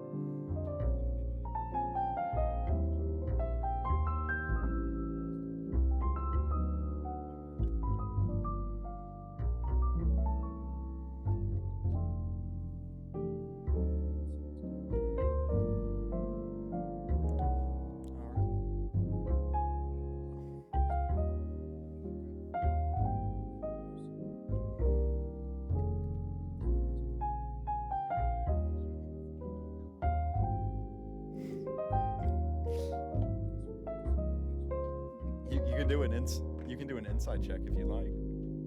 All right.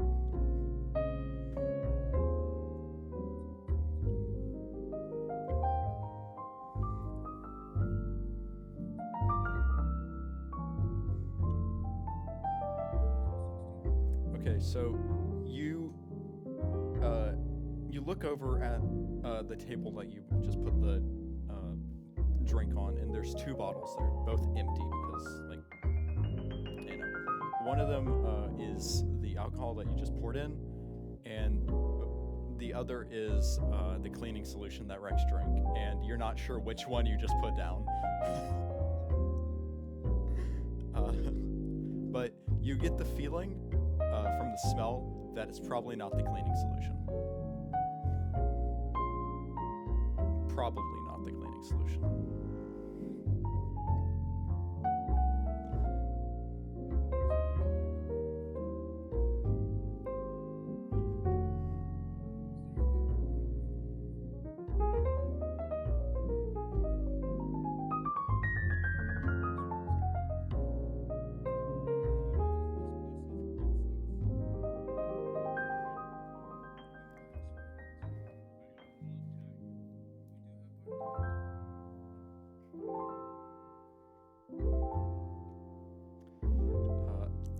As y'all, you saw tables with breadsticks on the way in. This seems like a place that serves breadsticks as a complimentary additive to any meal.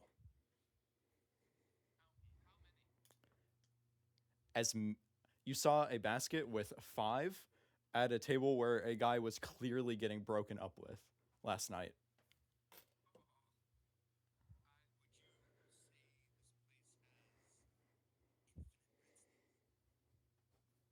Only one way to find out. And we're going to take a 5-minute break because I really need to pee. I'm gonna go to the bathroom, and then we can get back to it.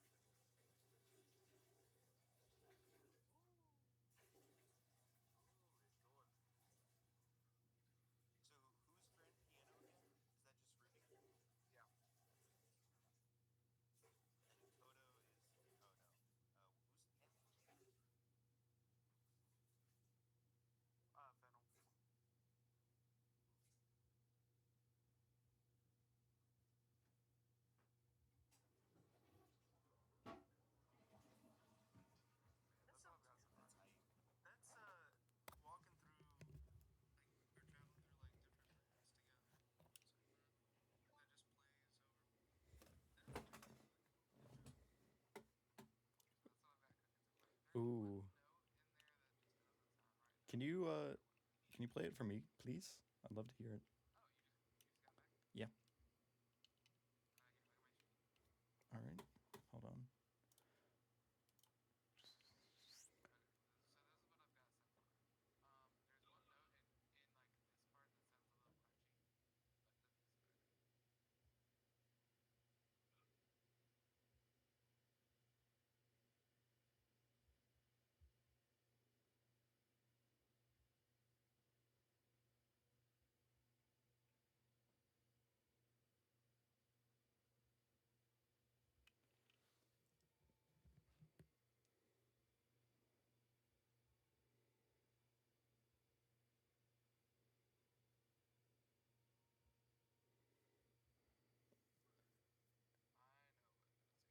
I I was gonna say, like, it feels I can hear like the breath between notes at that last part.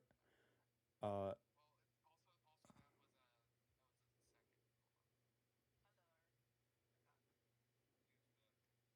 Hello.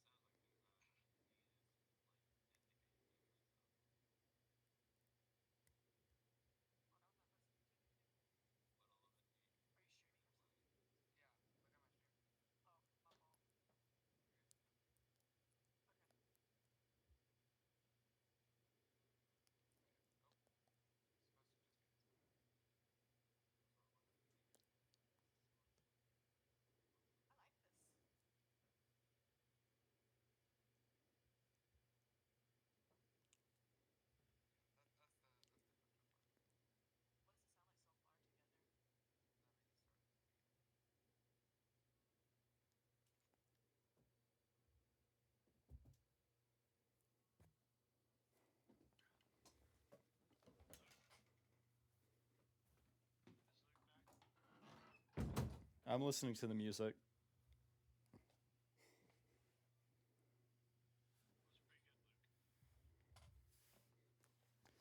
I felt like it could have been better.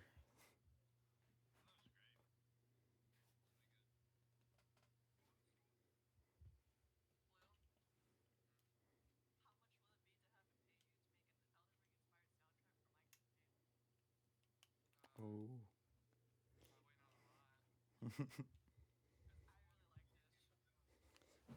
That's really good, Seth.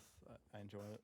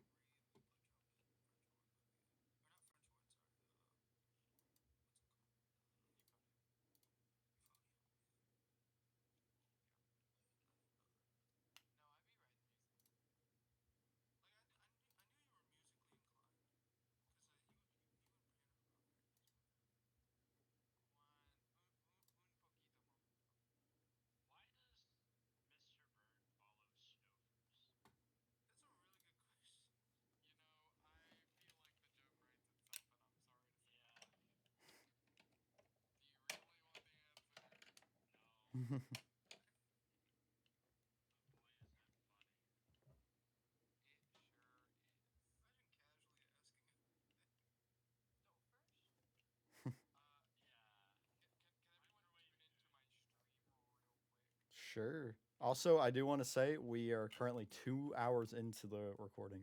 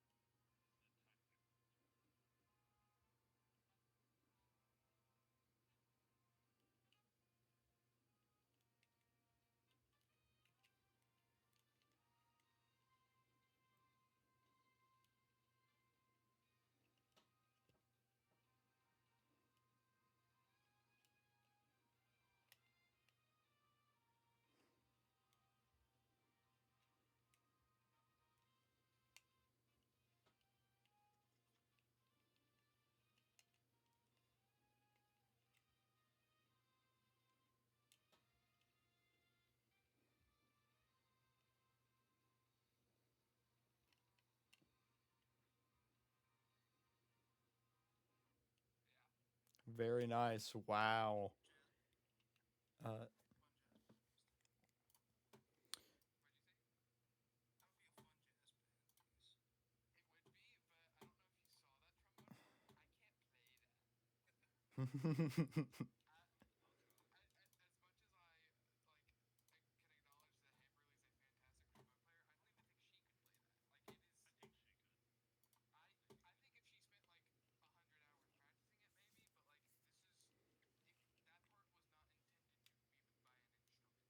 mm.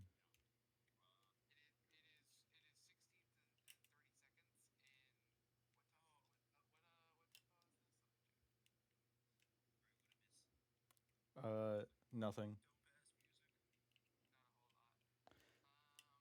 So, I got it. How did you guys like the first part of the session? Did you guys enjoy it?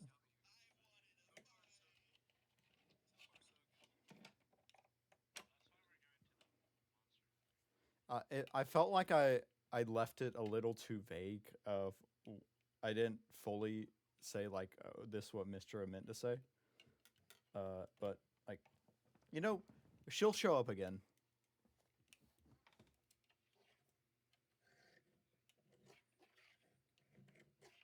Everybody, this party's a vampire.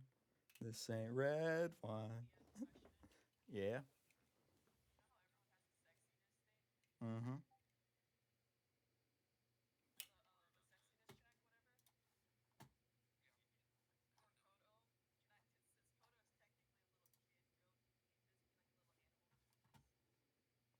You can do a cuteness check.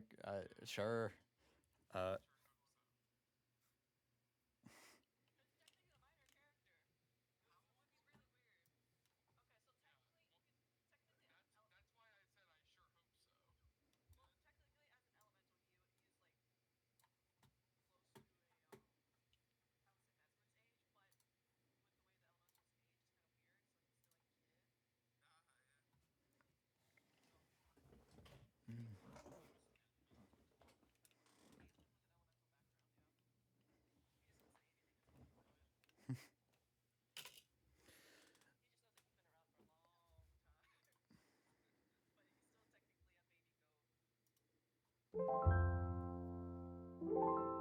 all right, let me get some music flowing, and then we can get back into it if everybody's ready.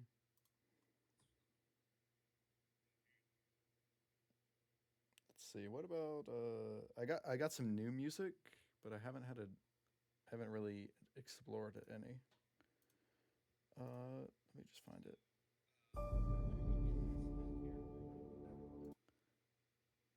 Uh, so Sharon is not going to be joining the campaign. She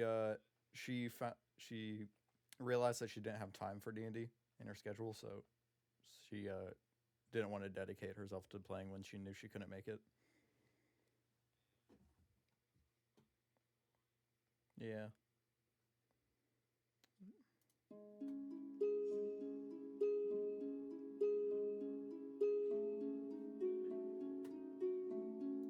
All right. Finding yourself on the elevator out of this private room that you just had this confrontation in, you find yourself walking through the restaurant. Looking side to side, you can see that there's a few baskets of breadsticks if you wish to do that. If you wish to buy some breadsticks, I'll say that 10 breadsticks for 20 breadsticks of gold. How about that?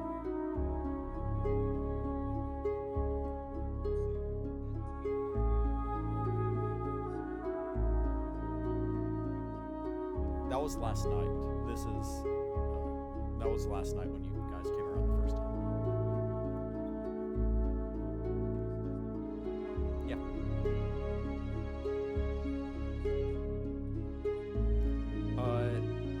There are tables with breadsticks, but there's also people at them.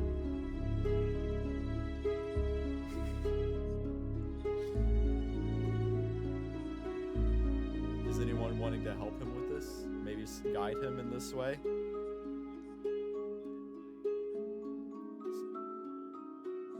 Alright, so if he succeeds, then you can. Howard, go ahead. So advantage.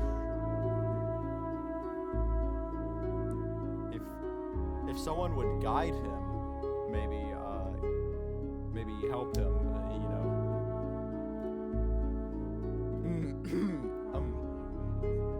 What? You don't have guidance anymore? I didn't know that. Sorry, dude. Your guide.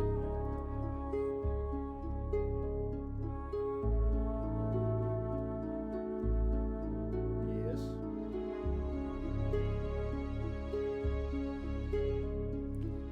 That would be separate. But so Howard, you get advantage on it, so go ahead and roll again.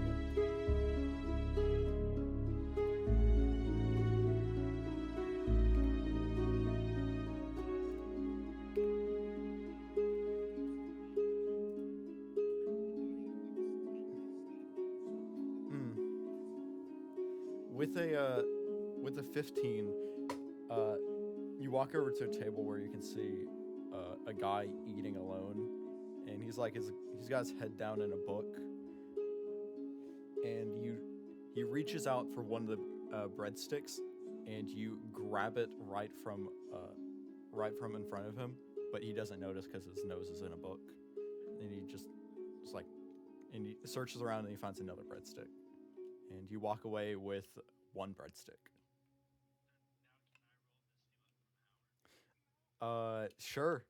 Are you doing this blatantly, or are you doing this secretively?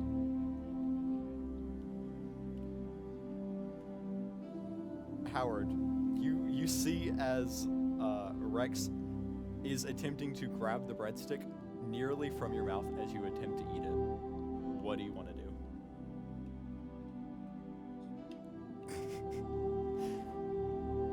Roll to see if you hit.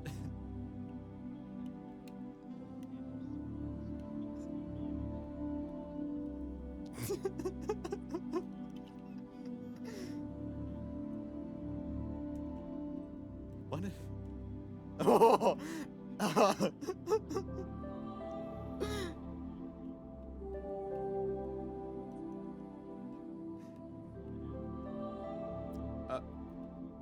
All right. So. All right. So.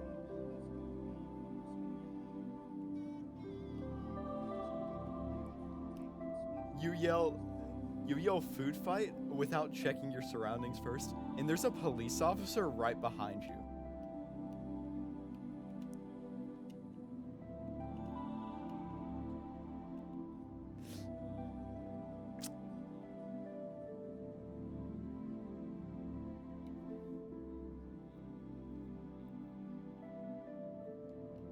Okay, so let's slow down. Let's slow down real fast. A lot is happening. Rex, please describe what happens as you attempt to punch Howard. Attempt and succeed.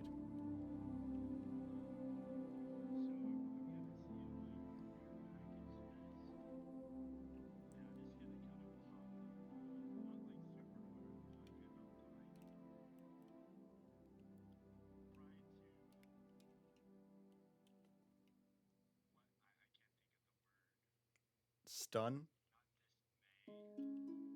Disarm. Disarm.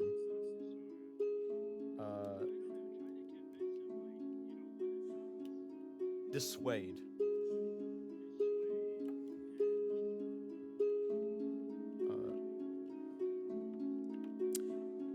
And as you do this, Fickle's gonna sneak under your arm and is going to steal the breadstick out from your grasp. And before you notice anything's gone, you see Fickle in the corner eating away at a breadstick.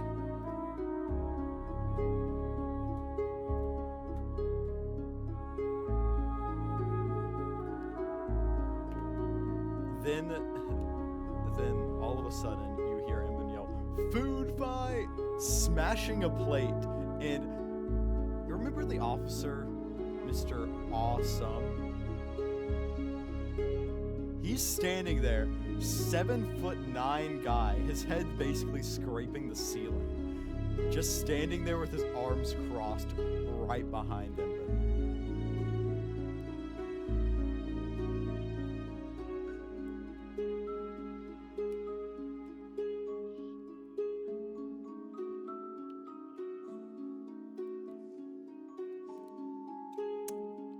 I remember you. You're those troublemakers from earlier.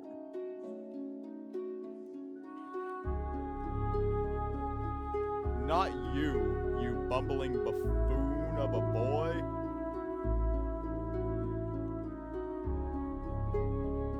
Now,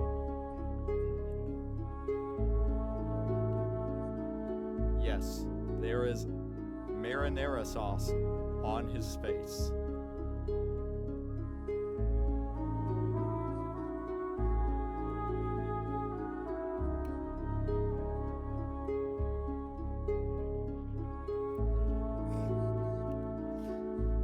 So, you attempt to cast Prestidigitation, but magic, as you do, the magic just dissolves on him.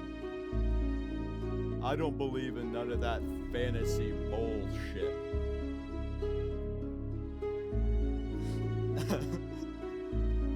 Now, before I need to cause more trouble, get your asses out. And he points towards the door.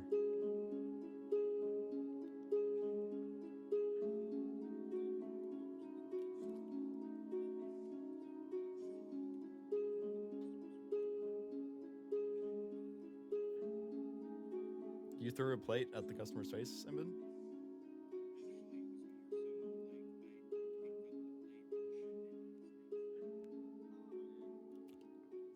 So yeah, a plate full of spaghetti and meatballs shoved into the face of, ironically, the guy who was reading.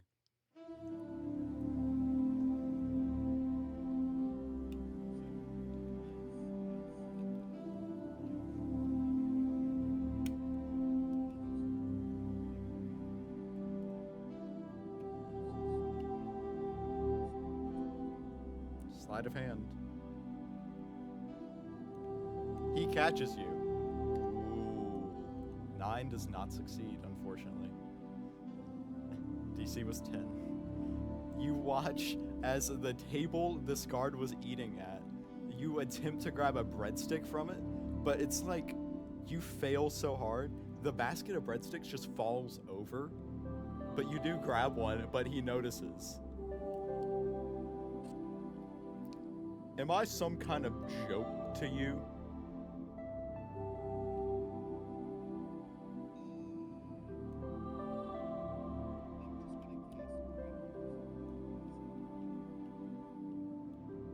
You watch as Imbin just disappears.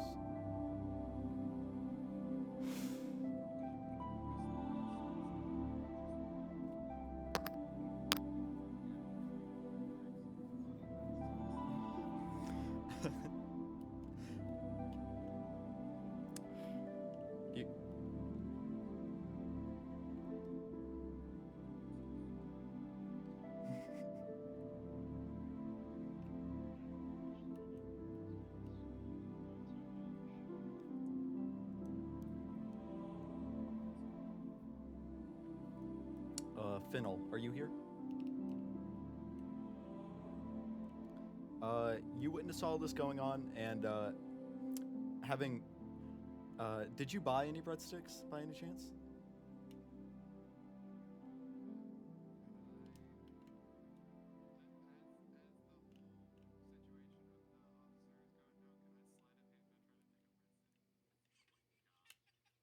Roll sleight of hand. You already have a breadstick. You only get one. DC is 10. With him being distracted by the floating breadsticks, you reach over to the guy who was reading, then had the plate shoved in his face, and as he's wiping away the sauce in his face, you grab a breadstick and make for the door.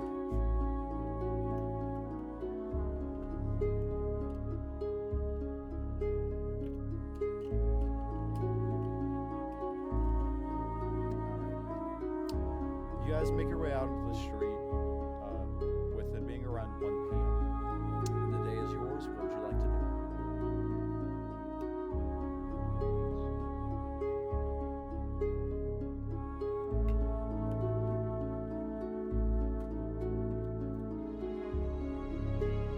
You walk onto the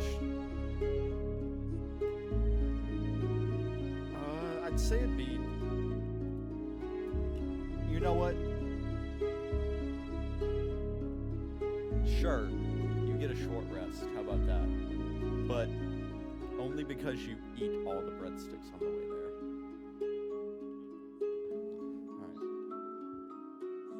Alright. Making your way through the city, a slight topping of snow is on a slight layer of snow is on the ground as it is snowing outside. The crisp air bites your nose as you make your way through the city, and you can see people huddled around fires, and people behind booths in more tighter clothes than they were last night. You get the feeling that it's warmer at night than it is at day around here for some reason.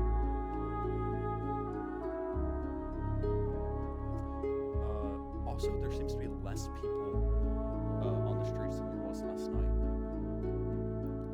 So it makes it easier to navigate through the city streets. I'd like one of you, please, to make a perception check for me.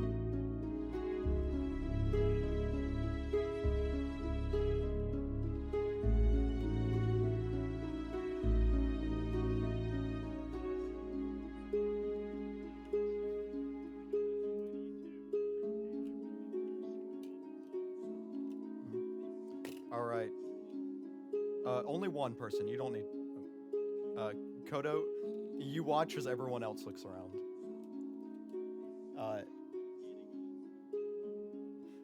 Koto, you watch as you do notice something, Koto, that everyone else doesn't. The farmer from before that picked you up is following you.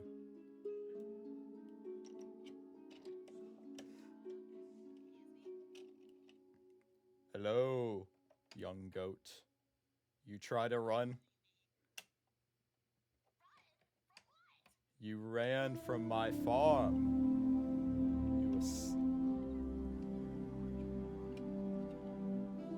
No, goats don't have free will.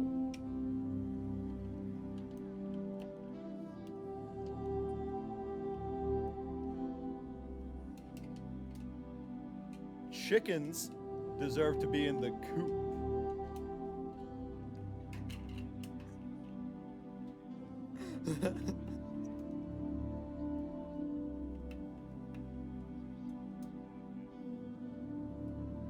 Oh, I'm sorry, sir. I didn't realize this goat had an owner. You know, since slavery has been banned, I respect those who still believe in tradition.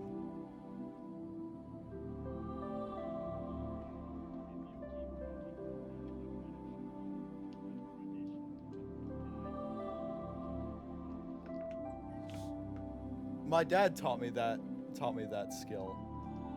Taught me how to give it as well. Too bad I can't count.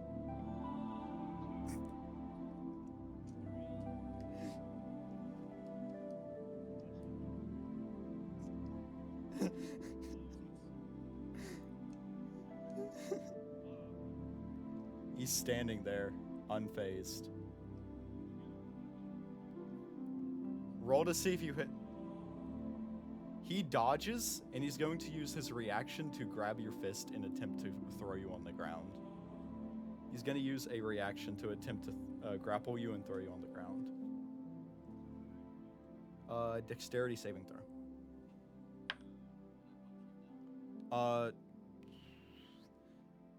He goes first, and then you can. He got a 19.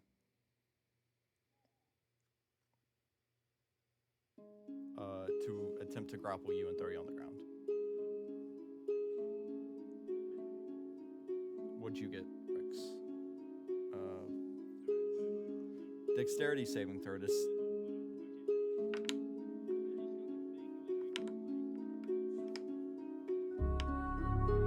What?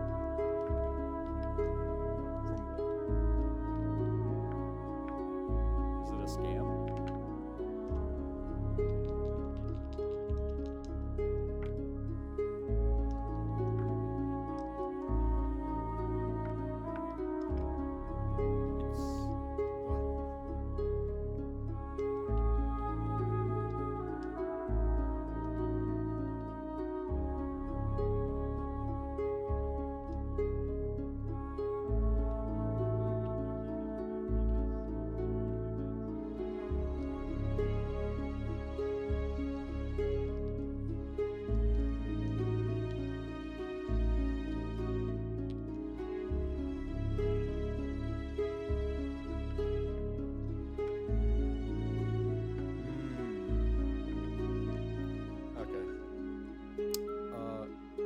I need you to make a dexterity saving throw for me, please. It needs to be higher than a 19 in order to succeed.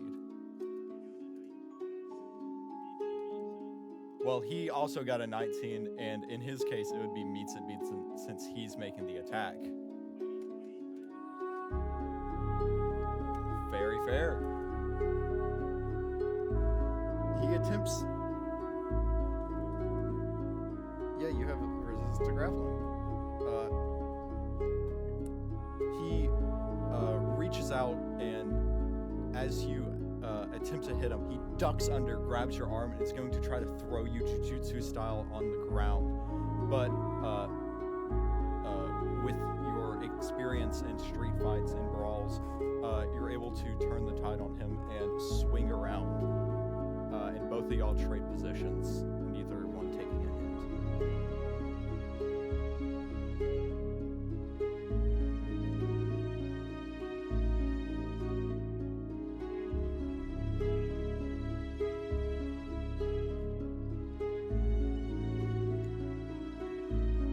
I thought he's gonna swing around. He has a pitchfork in his hand, and he's going to swing it and like twirl it around his neck, and then hold it like a spear. You wanna go, baby boy?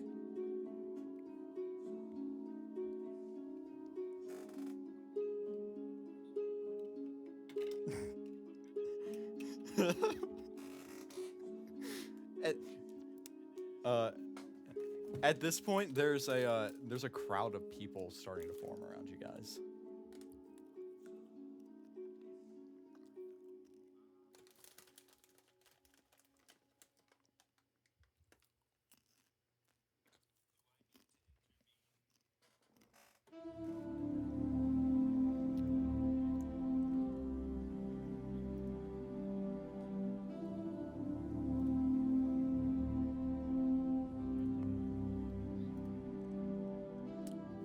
I don't know what we're doing. I just want, if your goat is happy with you as their master, then so be it.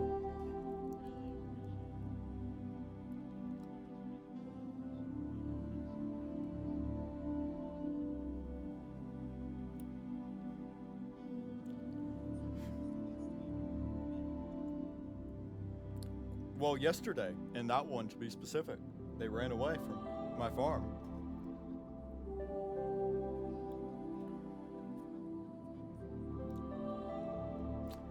Well, there was this one time I met one at a brothel.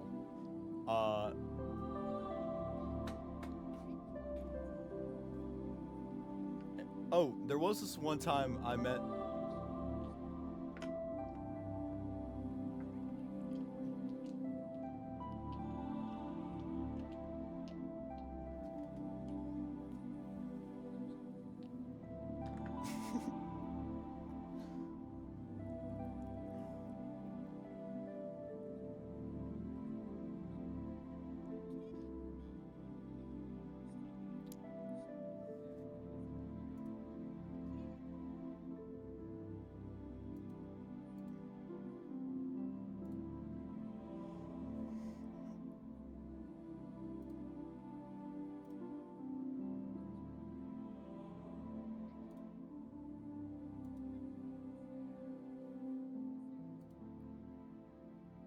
Yeah.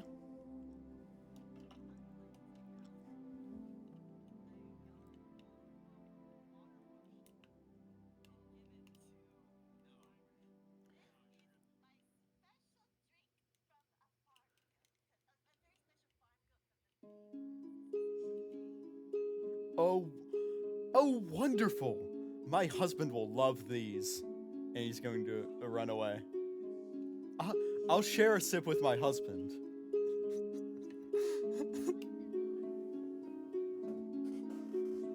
And you can see, you see them turn around and, like, they just disappear. Like, dust away, disappear.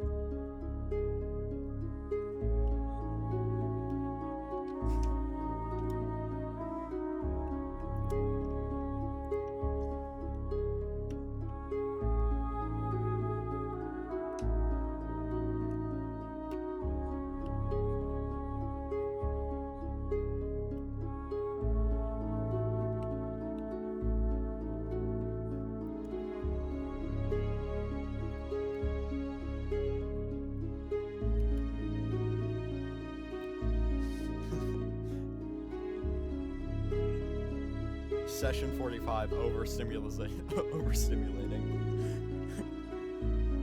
Constant state of overstimulation.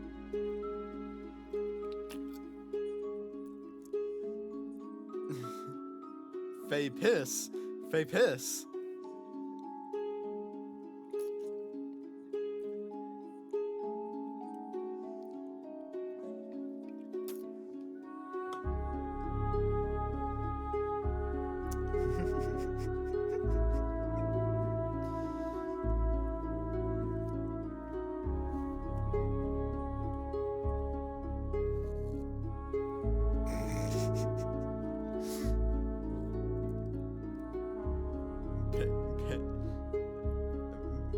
It's a piss drinking potion, actually.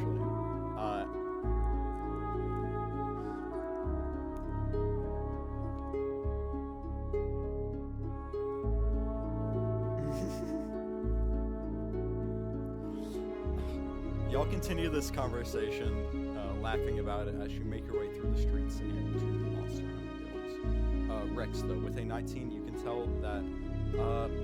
Remember that little thief from the day earlier? You can tell that they were watching you, but only for a second as they ducked in and out of an alley. Not stopping to look at it, though, you make your way to the Monster Hunter Guild, where outside it looks sort of like an Adventurers Guild, but without the flashing sign that's pointing at the door saying Adventurers Guild, kind of like a movie theater sign. Instead, outside, it's got a sign that says its name, and it's hanging from a chain where it should be hanging from 2 chains. It's just swinging in the wind. From outside, though, you can hear lots of commotion coming from inside.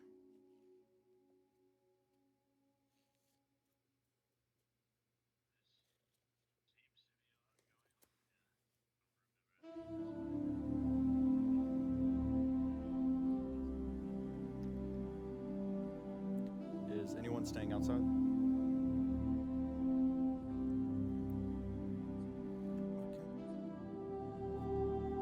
Okay. Following Rex's lead, you guys make it inside, and you can see only about 6 people. 2 people behind the desk, 2 elven ladies wearing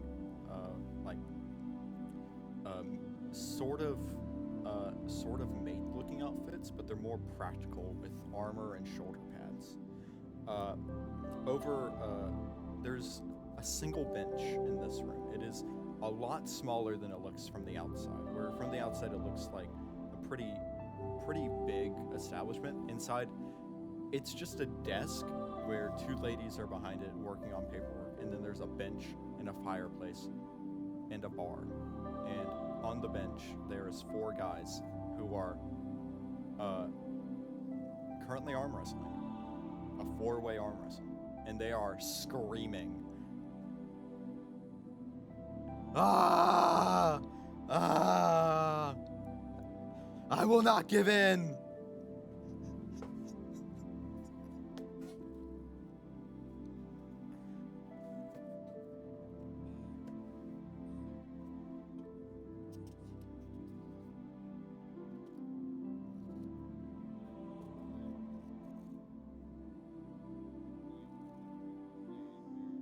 It is a metal arm.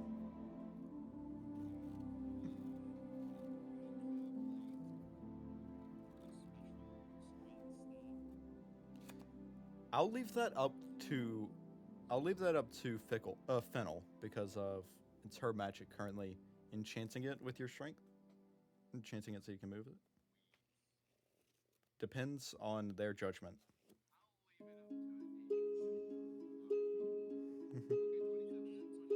Oh, your arm is beefy. You know that one scene from Family Guy with Quagmire?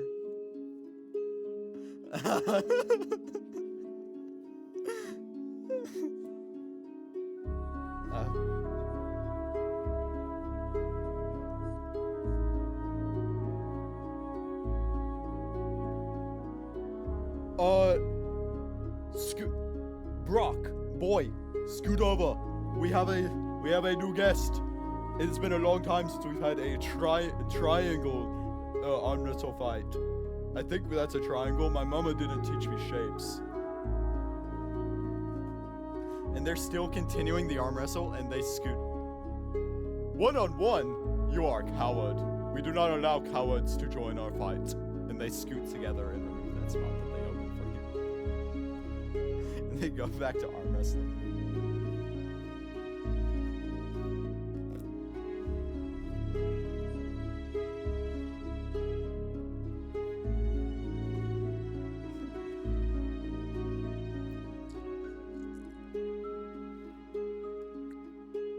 Bird folk, are you coward? That's all I need to hear. Brock, boy, scoot over. And they scoot over, and they open a spot for you to join in on their arm wrestle.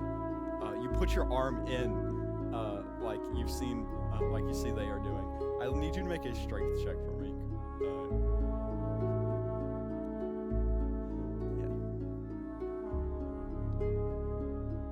Yeah, just a strength check. Ooh! You join in, and you immediately feel strain on your arm as your arm is being pulled back and forth as their hands wrap around your claw talon. You find yourself fighting to hold your ground, but you eventually find strength. You push to the left, and you push down one person, and they fall off the bench. But the fight continues, and you're still stuck there. Would you like to continue? All right, do another strength check for me, please. All right, let me roll for them. You find yourself locked in, this time just against 3 other people. You watch as 2 of them share a glance, and they start pulling the same direction.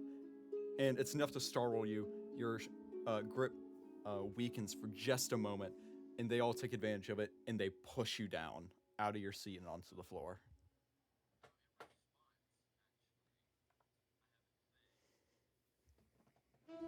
Okay.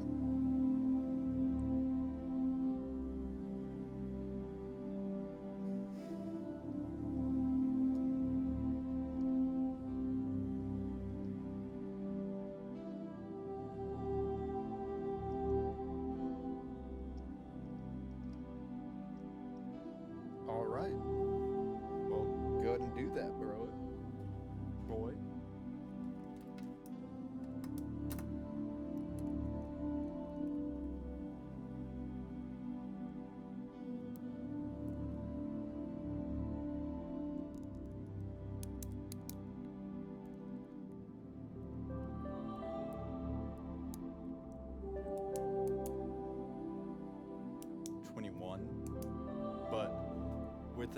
With a 21, you're able to realize, hey, they're about to attack me at the same time. So you take advantage of the situation, and you push the same way that they're going, keeping your grip, but pushing one of them out at the same time, allowing it to come down to a 3v3. Just a 3-person arm wrestling thing. You're pretty... It becomes 3, including you. Only 1 down. Hey, bird, you're pretty good. I did not know Arakakra could be so strong.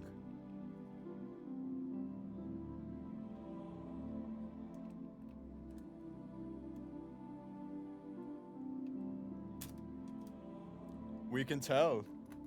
All right. While this is going on, what's everybody else doing? Oh! It's not gonna change in that one, man. It's not gonna change in that one.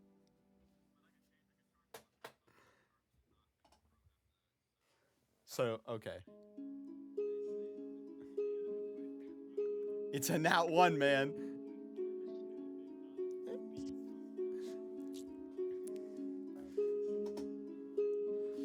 You're pretty alright, bird. But strength can only take you so far. And you feel like an overwhelming presence in front of you. Like anime style, it's like you're facing a dragon. As this guy's arm literally bursts into flames, cracking the table below him, grabbing onto both of you. As you see the other guy react, as his arm burst into blue fire. Contrasting the other guy's red fire.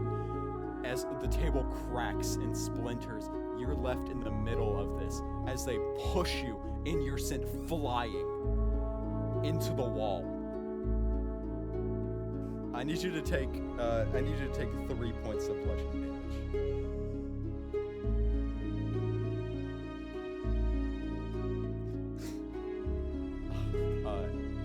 You guys watch as the table literally snaps in half and breaks into splinters as these guys as the table below them cracks away.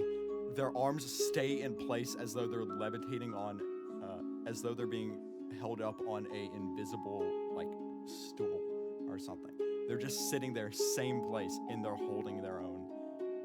The fight gets stronger and stronger until the one guy that's been speaking to you this entire time, literally cries out and slams the other guy down, spinning him around and throwing him through a window. Oh! I am the strongest. I am the greatest. Y'all owe me a drink. Rex, do a history check for me.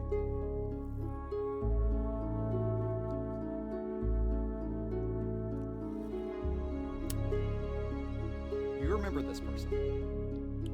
This is the guild master of the Monster Hunter Guild, and a guy that you have a storied history with.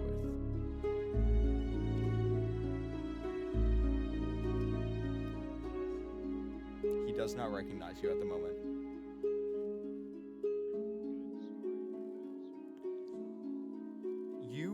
You were both sent to fight the same monster. Y'all fought to get to the monster first. He lost. You won.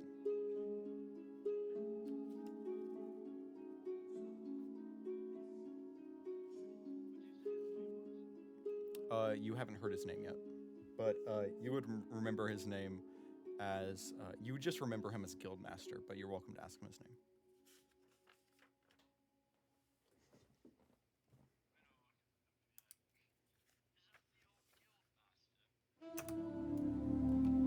He looks up at you. Oh, well, if it isn't Mr. Lily Lackbottoms. Haven't seen you in 45 years.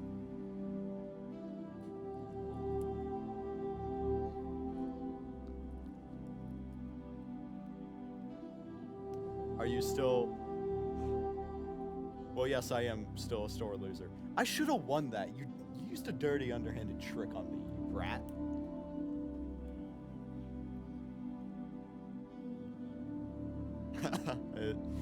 Well, isn't that true? He puts out his hand for a handshake. Been a long time, Rex. How you been?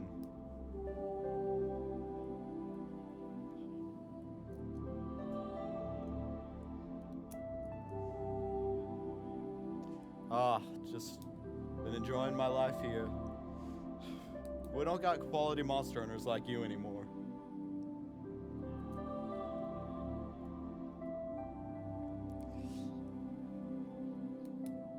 Indeed I have. I sent one of my men out to deal with them, but they haven't come back. It's been a few days.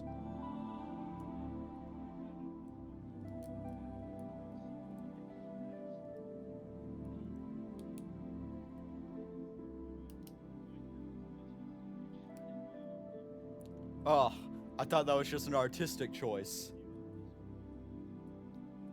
A vampire in broad daylight?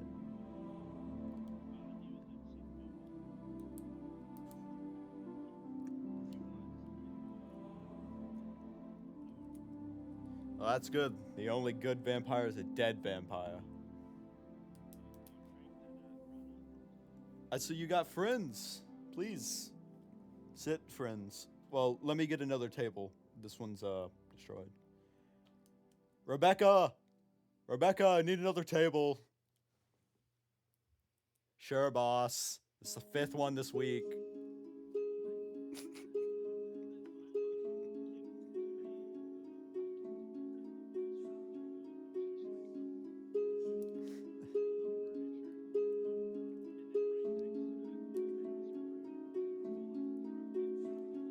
The room full of broken furniture is substantially larger than the one with new furniture.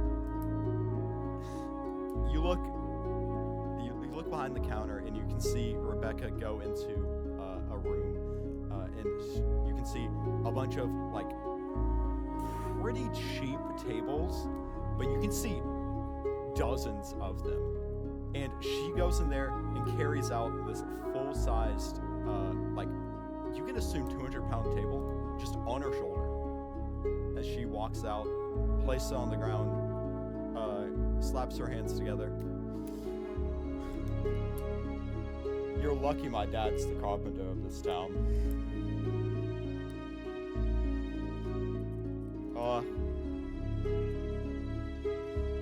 Well, you couldn't be happier. But please sit. We don't get a lot of guests here. So Rex found some people he can rely on. Good to hear that. I hoped he would find someone after his wife.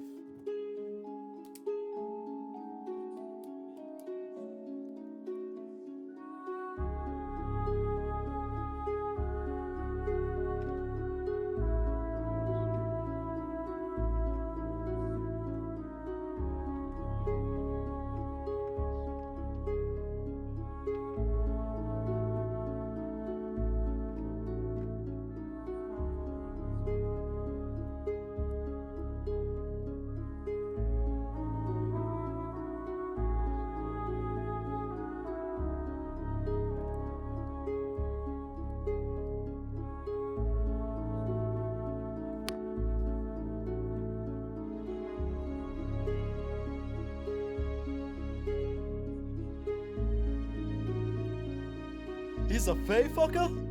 Ah. You can see. Oh, I thought I smelled something rancid.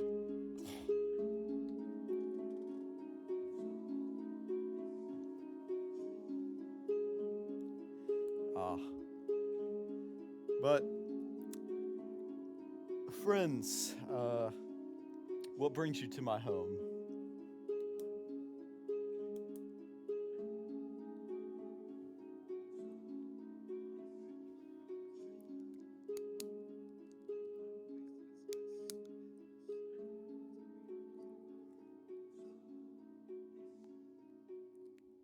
You sound tired.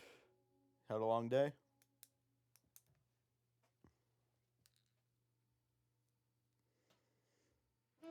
Well, no matter. If you need information, I wouldn't call myself a library. Mainly because I don't know how to spell it. But, my grimoire is full. It's open to many.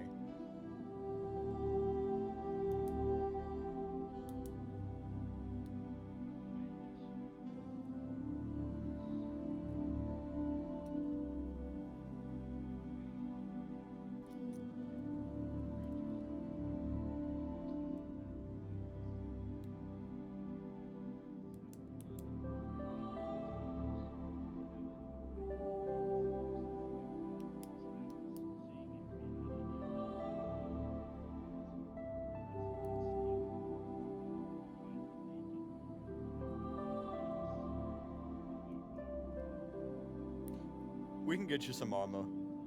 Don't worry.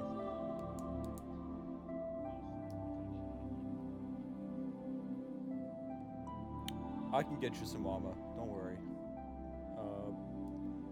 If you want to go into the storeroom in the back, we have a few sets of plate mail and a few sets of leather. You can rent them out if you like, or buy them. You know, any gold's welcome.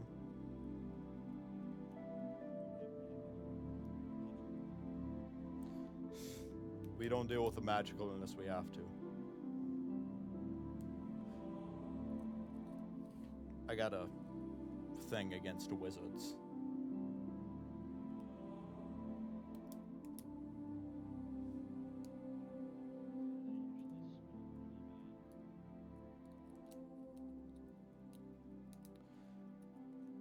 So, tell me, you said you want vampire? I can get you some vampire. And he pulls out a giant leather-bound book from his waist, and you can see him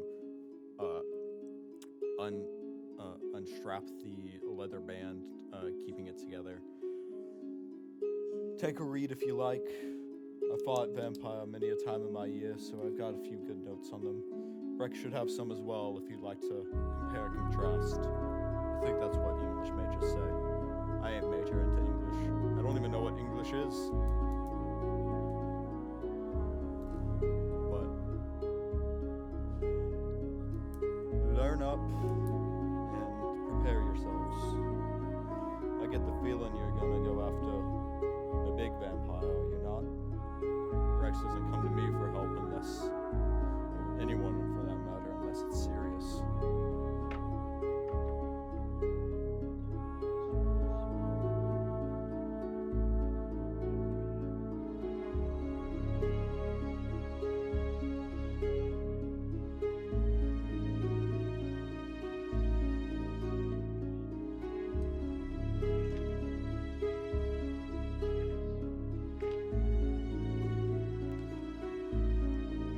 Got a dangerous job ahead of you.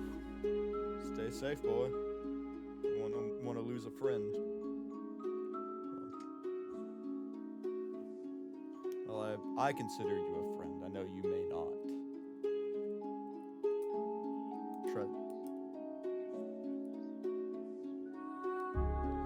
Well, that's a low bar.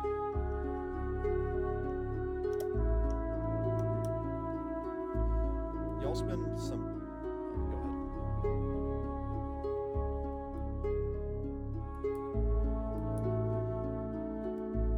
Some do, most don't. Common is pretty convenient for most any folk.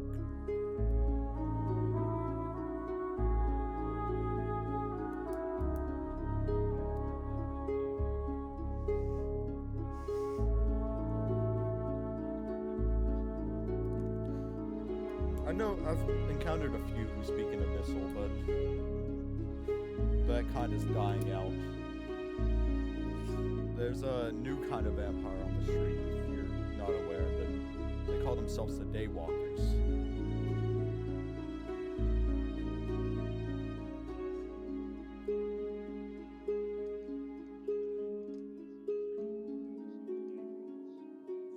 Yeah. One of your friends, he says to you, Emben.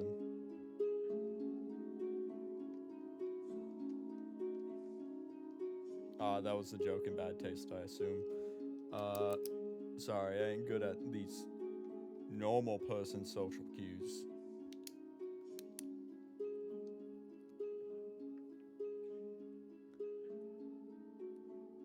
Well, some speak Abyssal, most don't. The Daywalkers themselves, they don't speak Abyssal, none that I've encountered at least. There's a large group of old blood vampires in this city, though, but they are of little worry. They seem to be non-aggressive type. They drink goat blood mainly.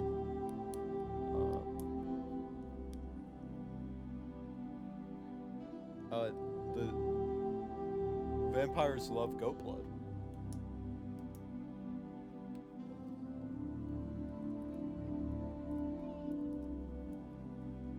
Well, it's less of racism and more of biological necessity.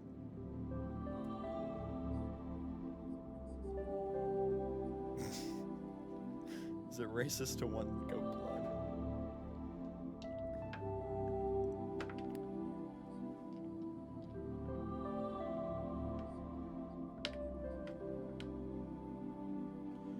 Well, silver always works. If you want to starve one out, replace the iron in their blood. That's how they get their nutrients, not the blood itself, it's the iron. Lead a non-daywalker out into the sun, they'll either burn or they'll be weakened in their heart. They're like most creatures. If you stab them in the heart, they'll pretty much die. Other than that, they're faster in the dark than they are in the non-dark. They love to move in shadows, and most can transform into a bat or some other similar type of animal. I've seen a few ravens before.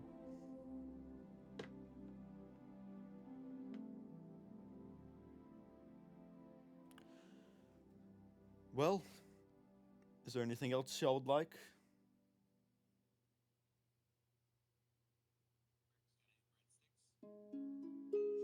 Unfortunately, no. We just eat jerky around here.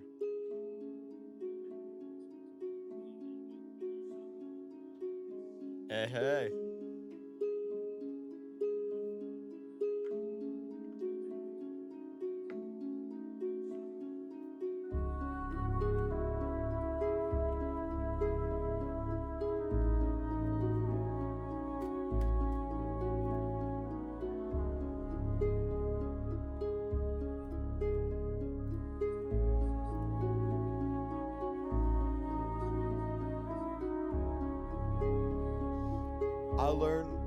I've learned through my many years that overcomplicating is never better than undercomplicating. You'll be fine. If you're thinking about being able to handle a vampire, and Rex says that he can take care of a vampire, then I believe you can do it.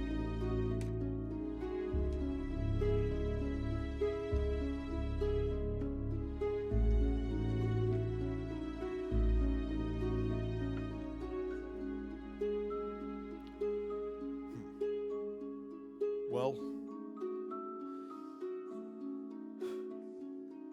if you don't have anything else from me, I don't got anything else from you.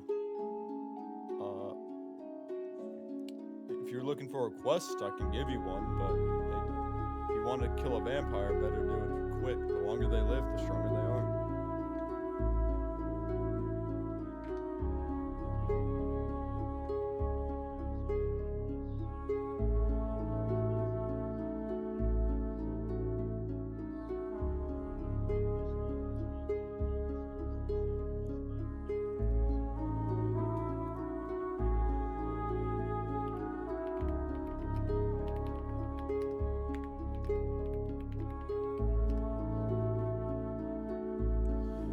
I see your points.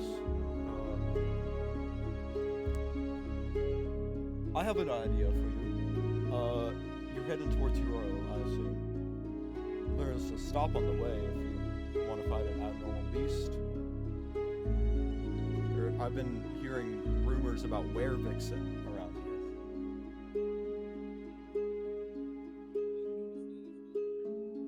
here. Some were sighted even in the city, but I have my men looking day and night for them. Were-vixen are, well, not my men, my women. None of my men are strong enough to withstand their charms.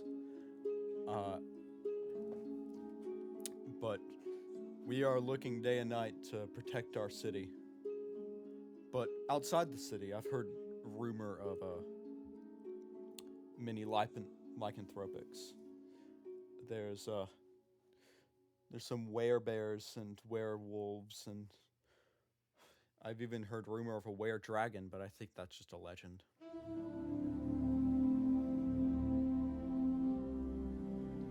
So, if you wouldn't mind, about a day and a half's journey from here in the direction of Euro, there's a cave in one of the mountains. I've been told that a horde of lycanthropes lived there. If you wouldn't mind taking care of them.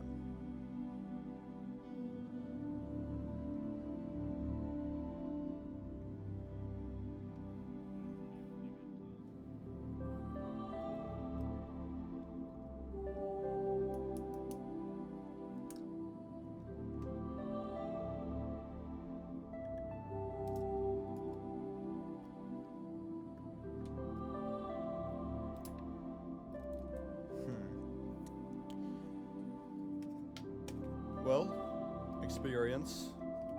And since you said you're short on time, I don't feel I can offer a reward here. So I think the information itself is a reward. Take the offer if you want, claim all the rewards for yourself.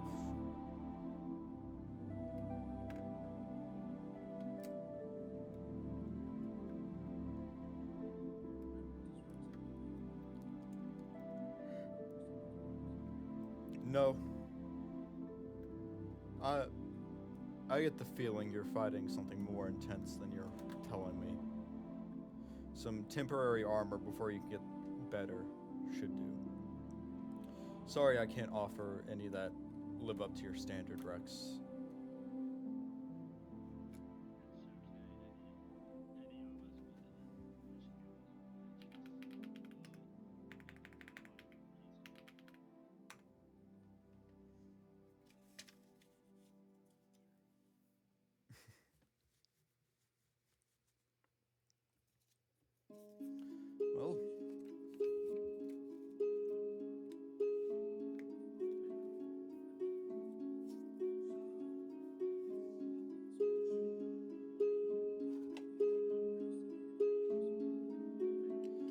Well, I don't sell weapons, but we get all of our weapons from the Blacksmiths Guild. So if you're looking to buy any melee weapons, you go there. If you're looking for anything new gen and cowardly, you go towards, you go to anywhere else. I don't go there, so you gotta figure it out yourself.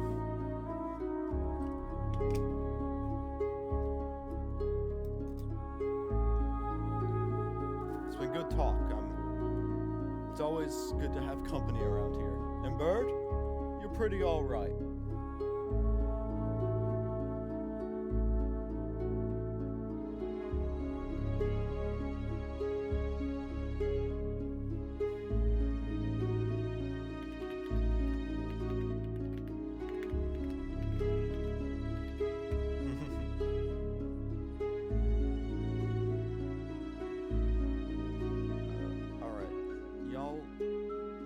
Where are y'all heading next?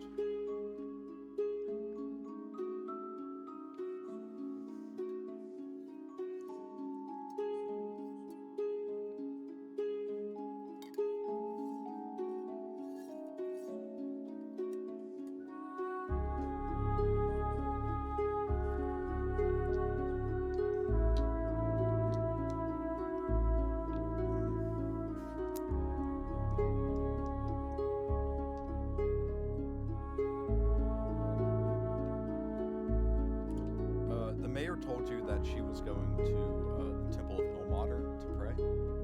So if you want to talk to her, then she's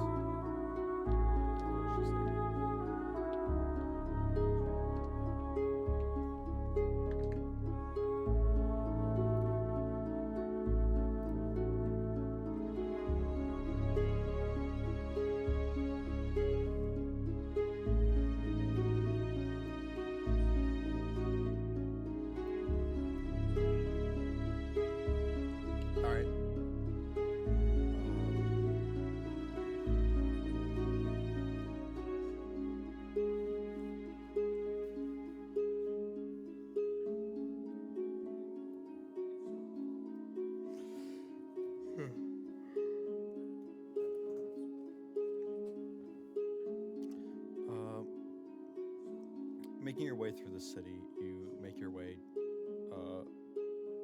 without any complications to the Temple of Ilmater. Seth, I need you to make a Constitution saving throw for me. Actually, Wisdom saving throw for me, please.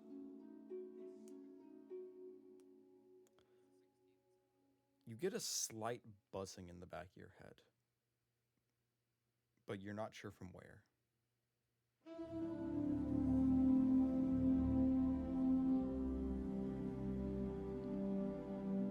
It feels like someone's trying to telepathically talk to you, but is unable to make a good connection.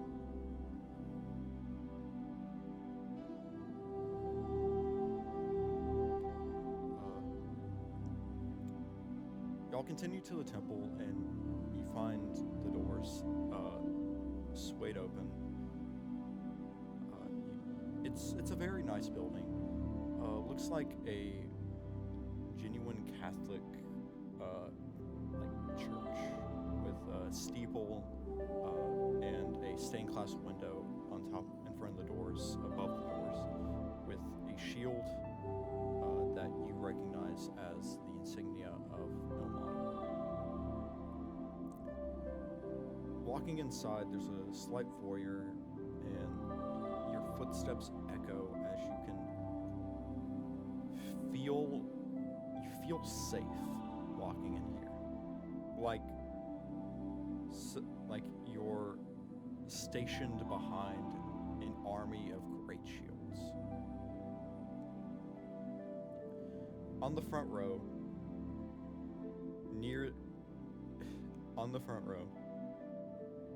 passed out and splayed out asleep, is the mayor. And you can see Scarlet Merriweather in her full garbs standing over her as she notices you coming in.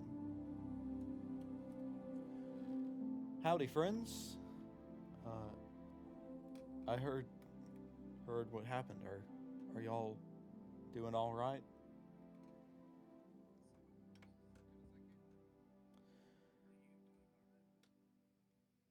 Yeah. I remember being up there in that room and then all of a sudden being here. And Ilmater talked to me. He said that something bad would happen, and he saved me. So I thank eternally the God of my faith. If it's enough to knock out a dwarf from drinking, it's bad enough for me not to want to know the details. How can I help you?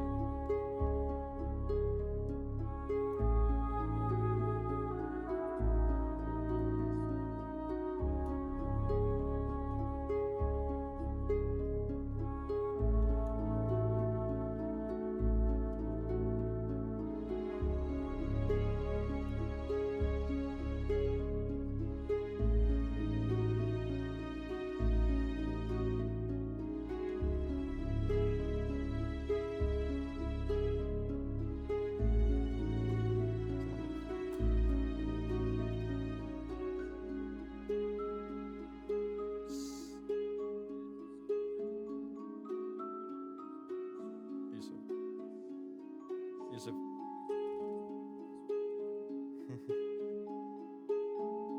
Alright. If you need to talk with the mayor, I think she'll be out for a while. I placed a spell of guarding on her to protect her. She's in a lot of mental turmoil right now.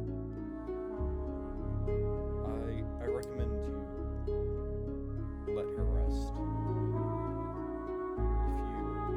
I'll take her home to her husband. He'll treat her right. She needs that kind of protection in her life. If there's anything Ilmater and I can do to assist you in your mission, please just say.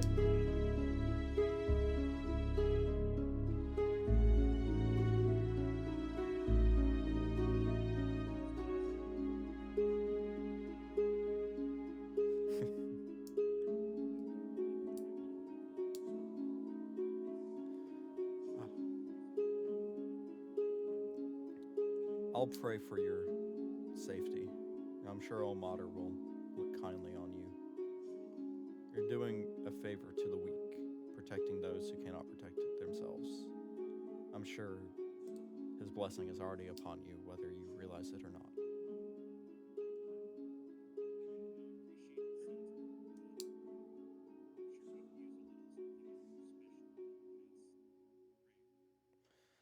You can see her sigh.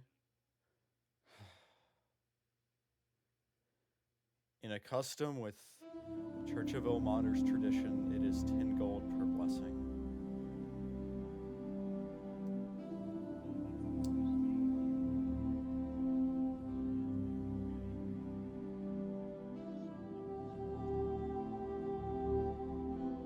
I don't know. It's tradition. The church has got to sustain itself somehow.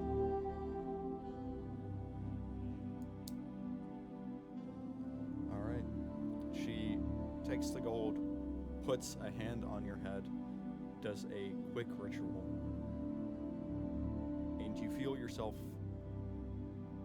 be more protected. You have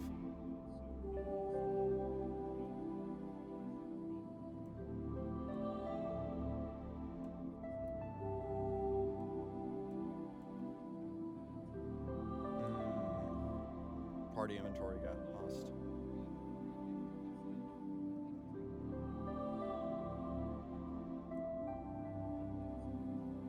I think it was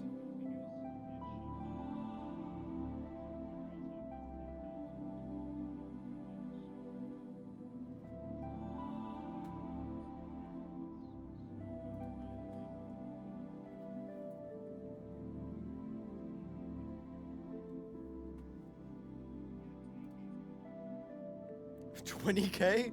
No.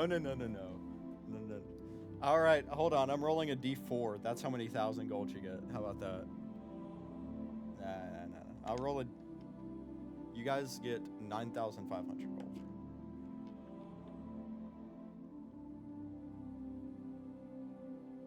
Hey, listen. Jacko robbed a jewelry store.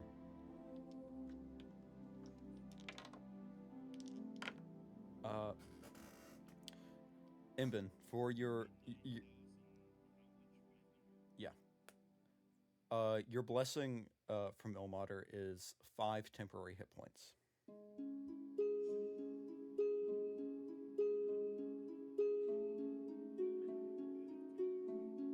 Yeah. You paid for 1 blessing, you get 1 blessing.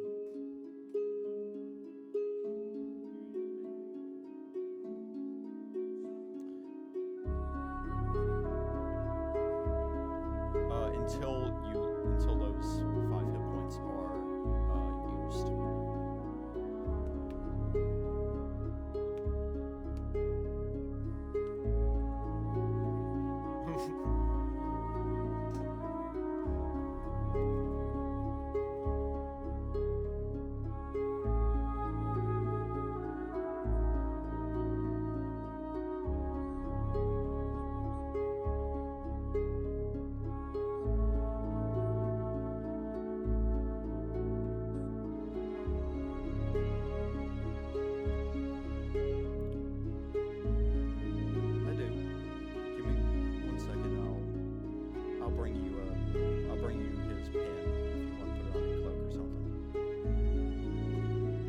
Have necklaces if you like. No, not everything's a boost. Just it. I'll bring you a pendant.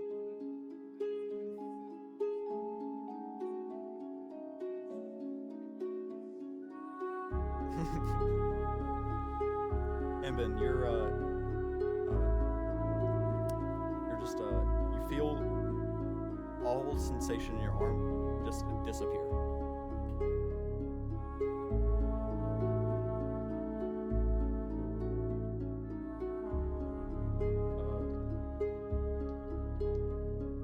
At this point, she's walked away, and you're left alone with the mayor in the main cathedral hall of this church.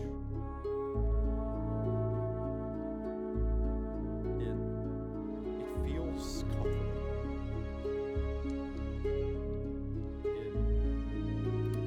All the anxiety that you had before just seems to melt away from being in this place. It feels like coming home after a long adventure. For some of you, others, it feels like a stop at a nice inn. Fennel. that buzzing sensation in the back of your head, it's growing stronger by the minute.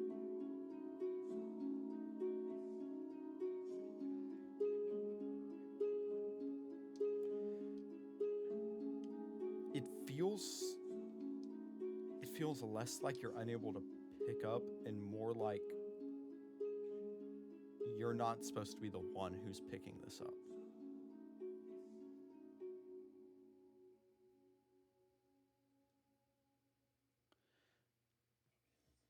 Who is?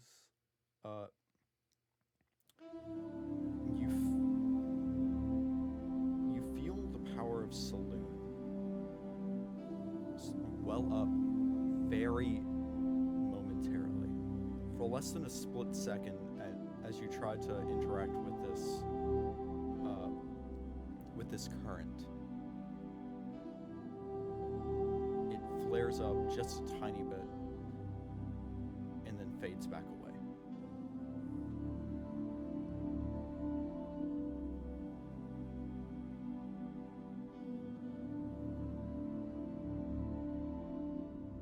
Koto.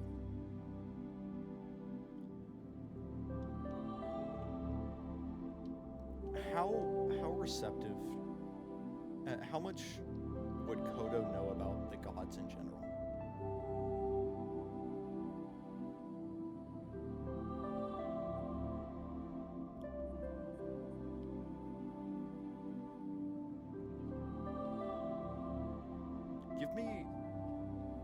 Give me a religion check with disadvantage, please.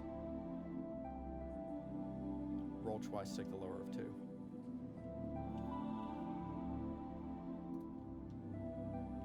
Okay. With a 7, there's a slight buzzing sensation in the back of your head.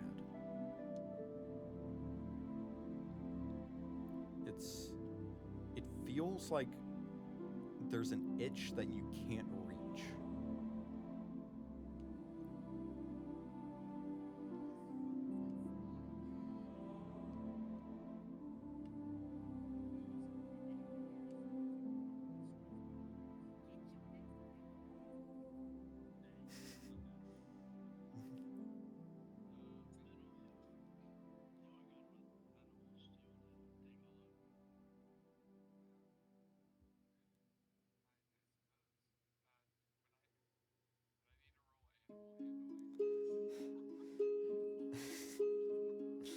Yes, and animal handling.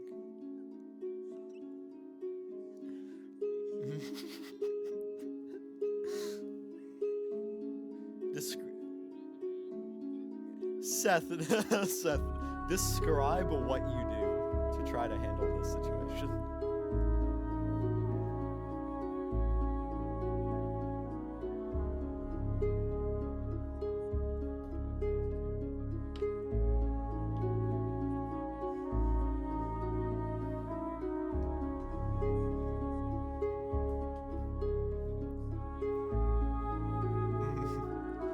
As you make physical connection with Koto on that first slap, both of you feel the feeling of Saloon in the back of your head wells up even greater than before. Enough to where the more magically gifted of y'all, mainly being Nimbin, you're able to tell that something's happening.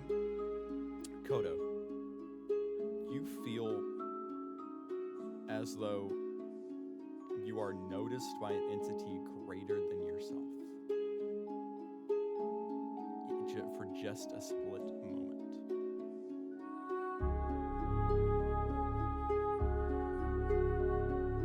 Fennel, you realize this happens as well, as the power of Saloon flows through your arm, through your hand, and into Koto for just a split second for a reason you're unable to ascertain.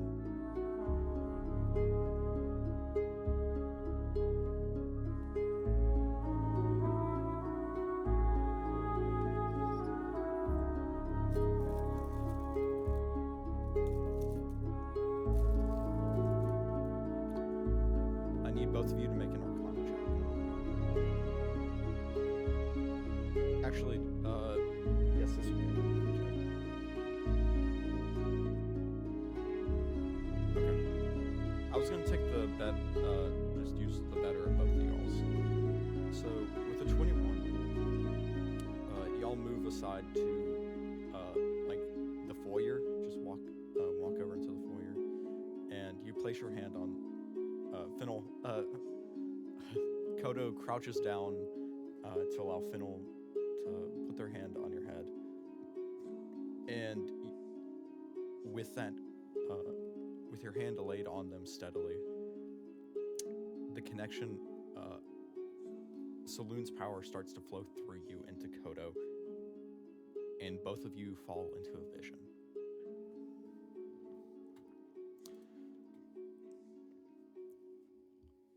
I didn't upload the map. No. Freak. I had a map for this. I had a map for Saloon. It was so cool as well. No. All right. Theater of the mind. All right, we're doing this theater of the mind.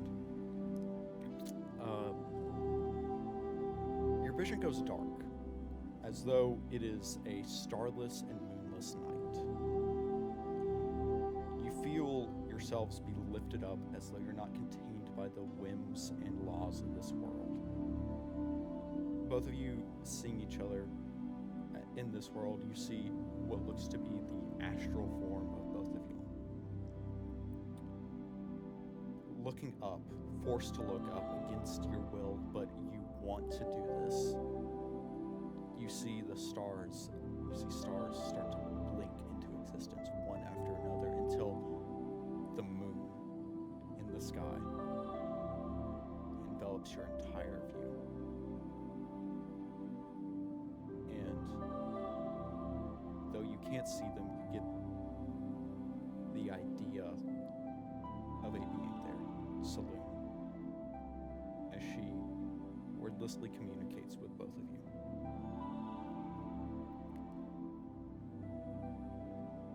I'm powerless. I lost everything to Talos. Everything to save you, my dear follower. I need help. When the God War comes, it is set in stone that the gods will return. You may try to delay it. You may run from it. You may fight it. But if Talos is released, there is nowhere safe, not even for a god.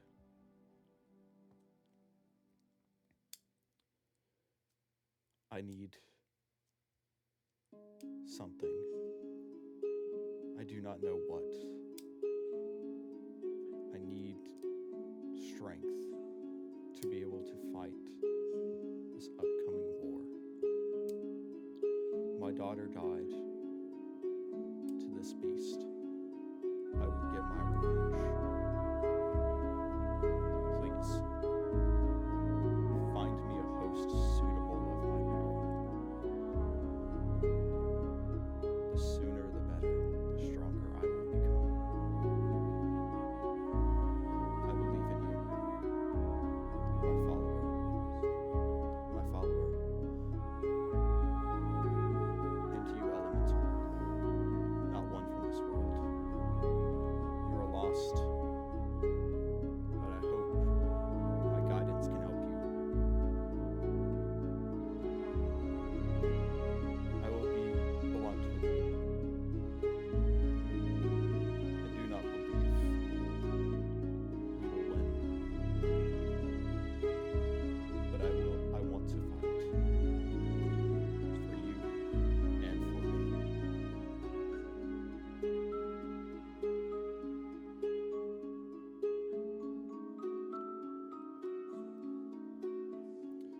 You feel as though she's waiting on your response.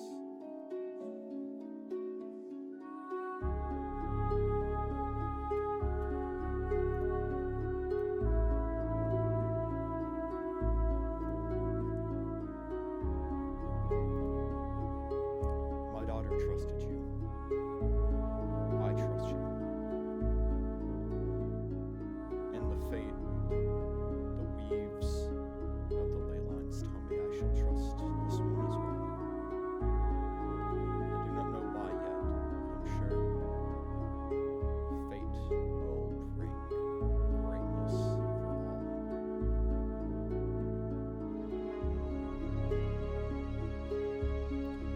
And the stars start to blink out one by one into a starless void as the moon's glow lessens and lessens, and you feel the presence of Selu dissipate as you are brought back into the foyer.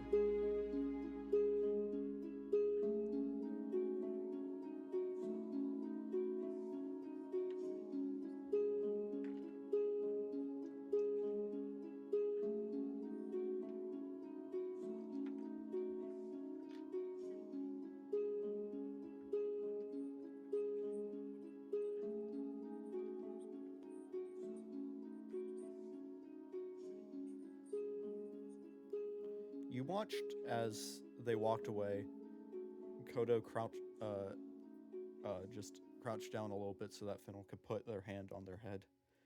And then for but a split moment in time, split second, they froze, and then they came back in what looked like a jolt. So in your mind, they look like they were only influenced for a moment.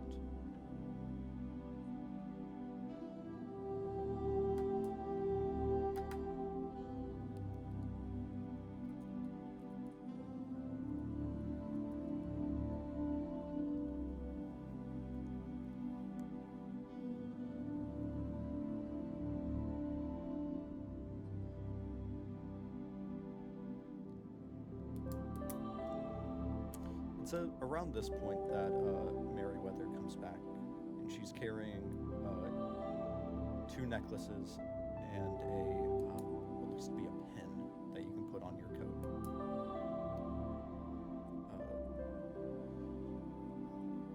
Here. And she pins the insignia. Who asked for the insignia? It was you, Howard, right? She pins the insignia on your coat and then gives you two necklaces.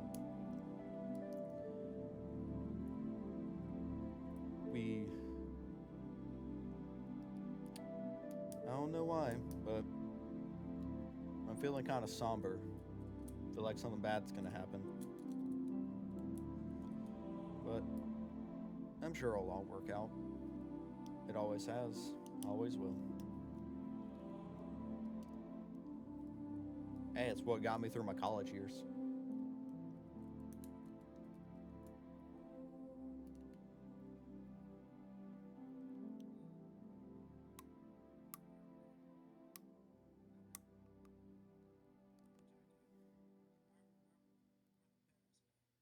Mm-hmm.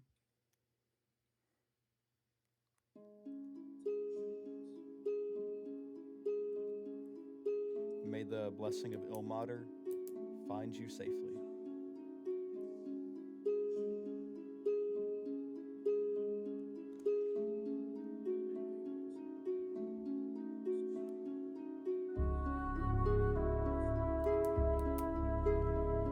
I'll tell her to swing by your airship.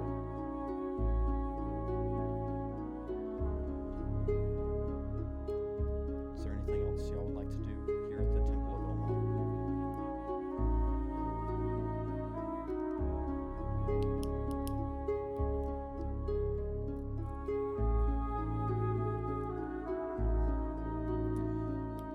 You'll head out from the church and find yourself back on the street again.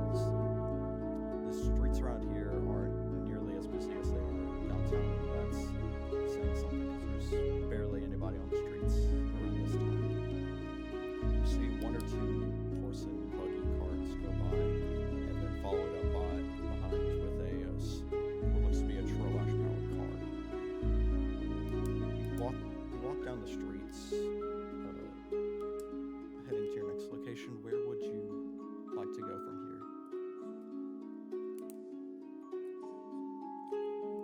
I'd say it'd be around 3 to 3:35.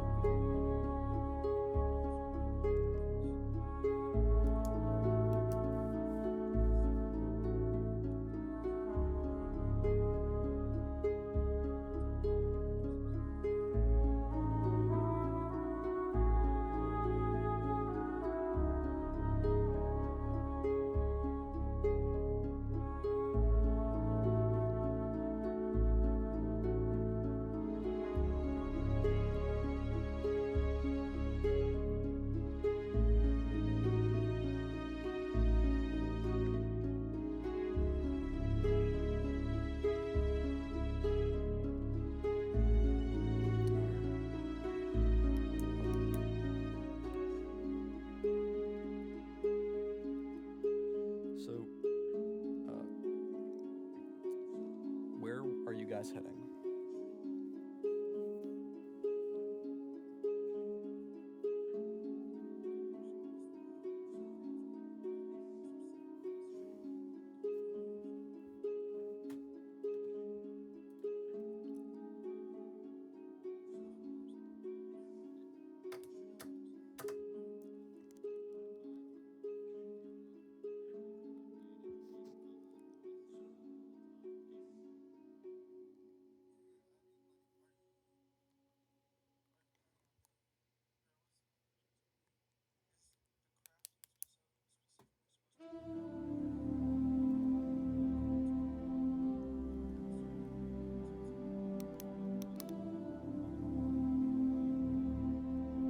Yeah.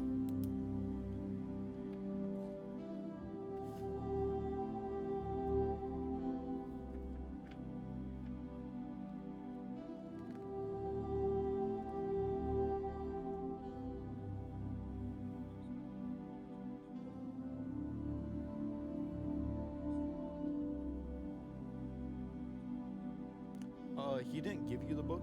That was his grimoire. He just let you read from it.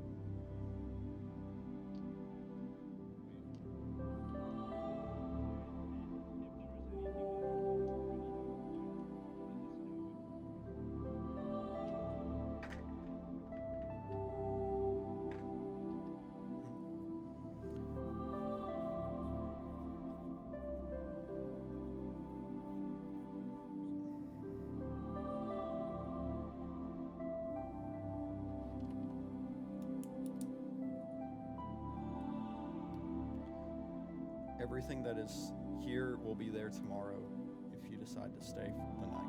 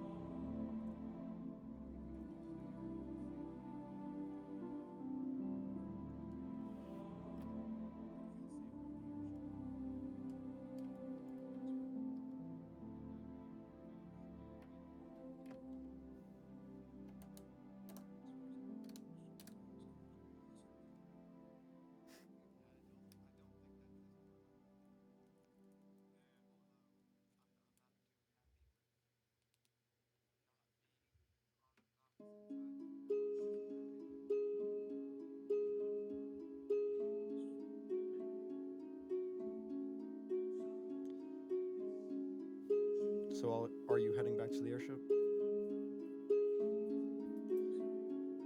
So, heading back to the airship, you make it through town pretty easily. No problems, no nothing, and you make it back to see just quiet. Nearly no noise other than the sound that the airship's engine idly makes. You guys look around and you find that Laria, Stockton, Ruby, and Kat are all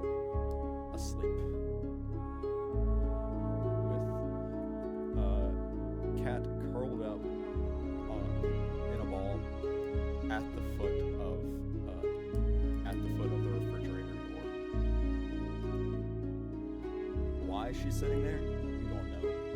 But everyone on the ship is currently asleep.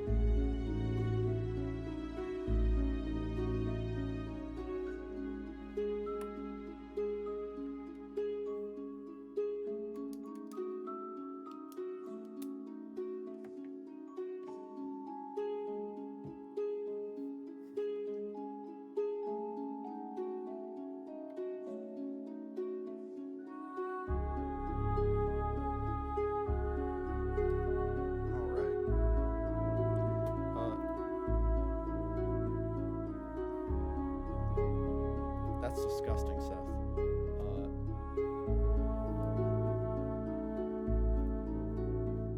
Don't worry about it, it's fine. With those of you, with everyone finding their place and getting